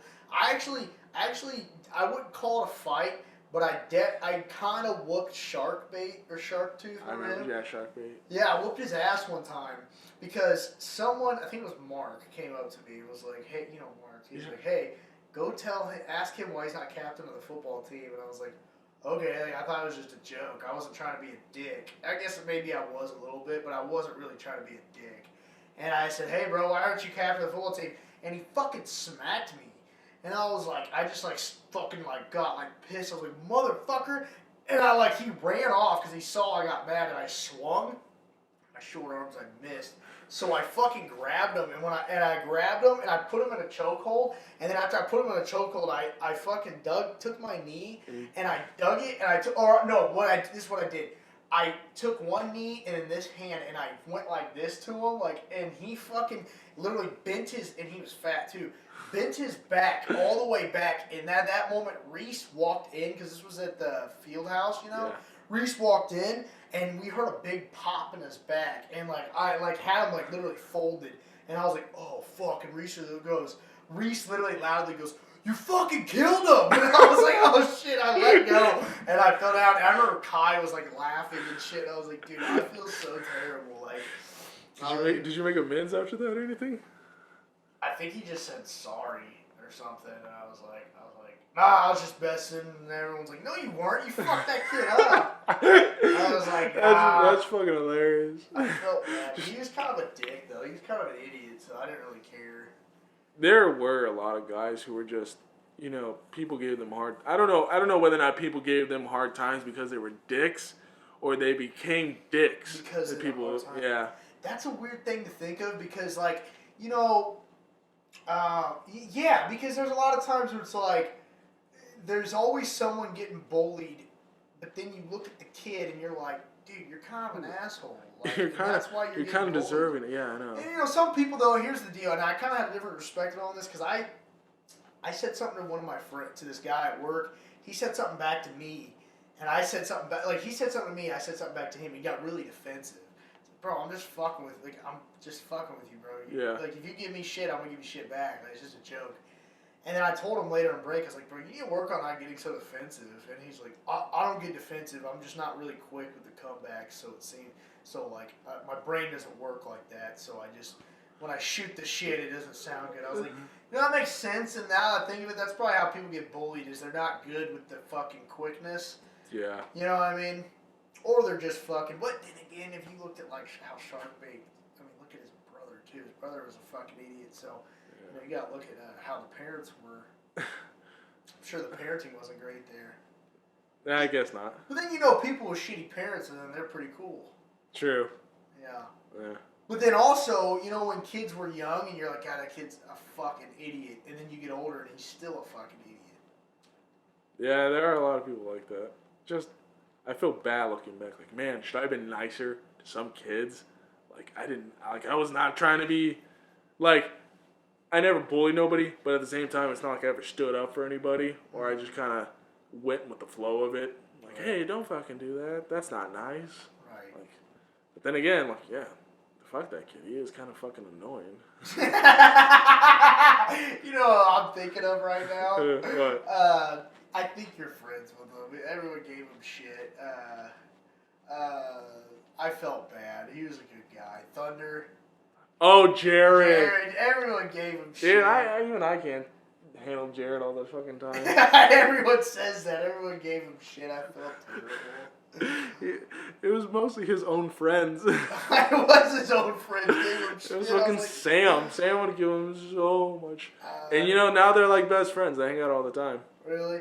Yeah, I miss that guy. I need to go see that guy. I just saw him like 2 weeks ago. We were playing golf. Yeah. He's not a great golfer. Who? Sam? No, Jared. Oh. So bad. I don't know if he would ever watch this, but Jared, you fucking suck at golf, dude. Dude, you guys go to Top Golf a lot, dude. Yeah, we did a lot. Dude, I need to fucking get that. You got somewhere? Well, I guess I'm probably gonna close this. Yeah, I mean we're going on 3 hours. Damn. Yeah, that's okay though. I feel like we had a good talk. We covered a lot. This is really a guy's episode right now. Yeah, that's 100%. But I think it'll do good because it is. When I bring out someone who's a lot like me, the episode does a lot better. Yeah, we flowed. Yeah, we flowed very well. I had Jared Goff on, and I didn't, not anything against him. He's a cool dude, but I didn't think like it. Also, he has a lot of friends, so when someone has a lot of friends, they watch it too. But like our episode got like 300 like right away, like views. And I don't get that. You know what I mean? So I was like, holy shit! Like I didn't expect him to like. I'd expect like I don't know, like. You think that it's weird? Like we had a guy who literally runs a clothing company here in Kansas City. Mm-hmm. The whole episode got maybe like at least 200. Like we're the fucking thousands of followers that you have. Why aren't they? Why aren't supporting us, supporting you? Right. It is like, oh, okay. So it's weird. Well, it is weird. You have someone on, and then like I think it has to do with like them reaching out too. Like they say, hey, I was on. Then they have a lot of friends, and then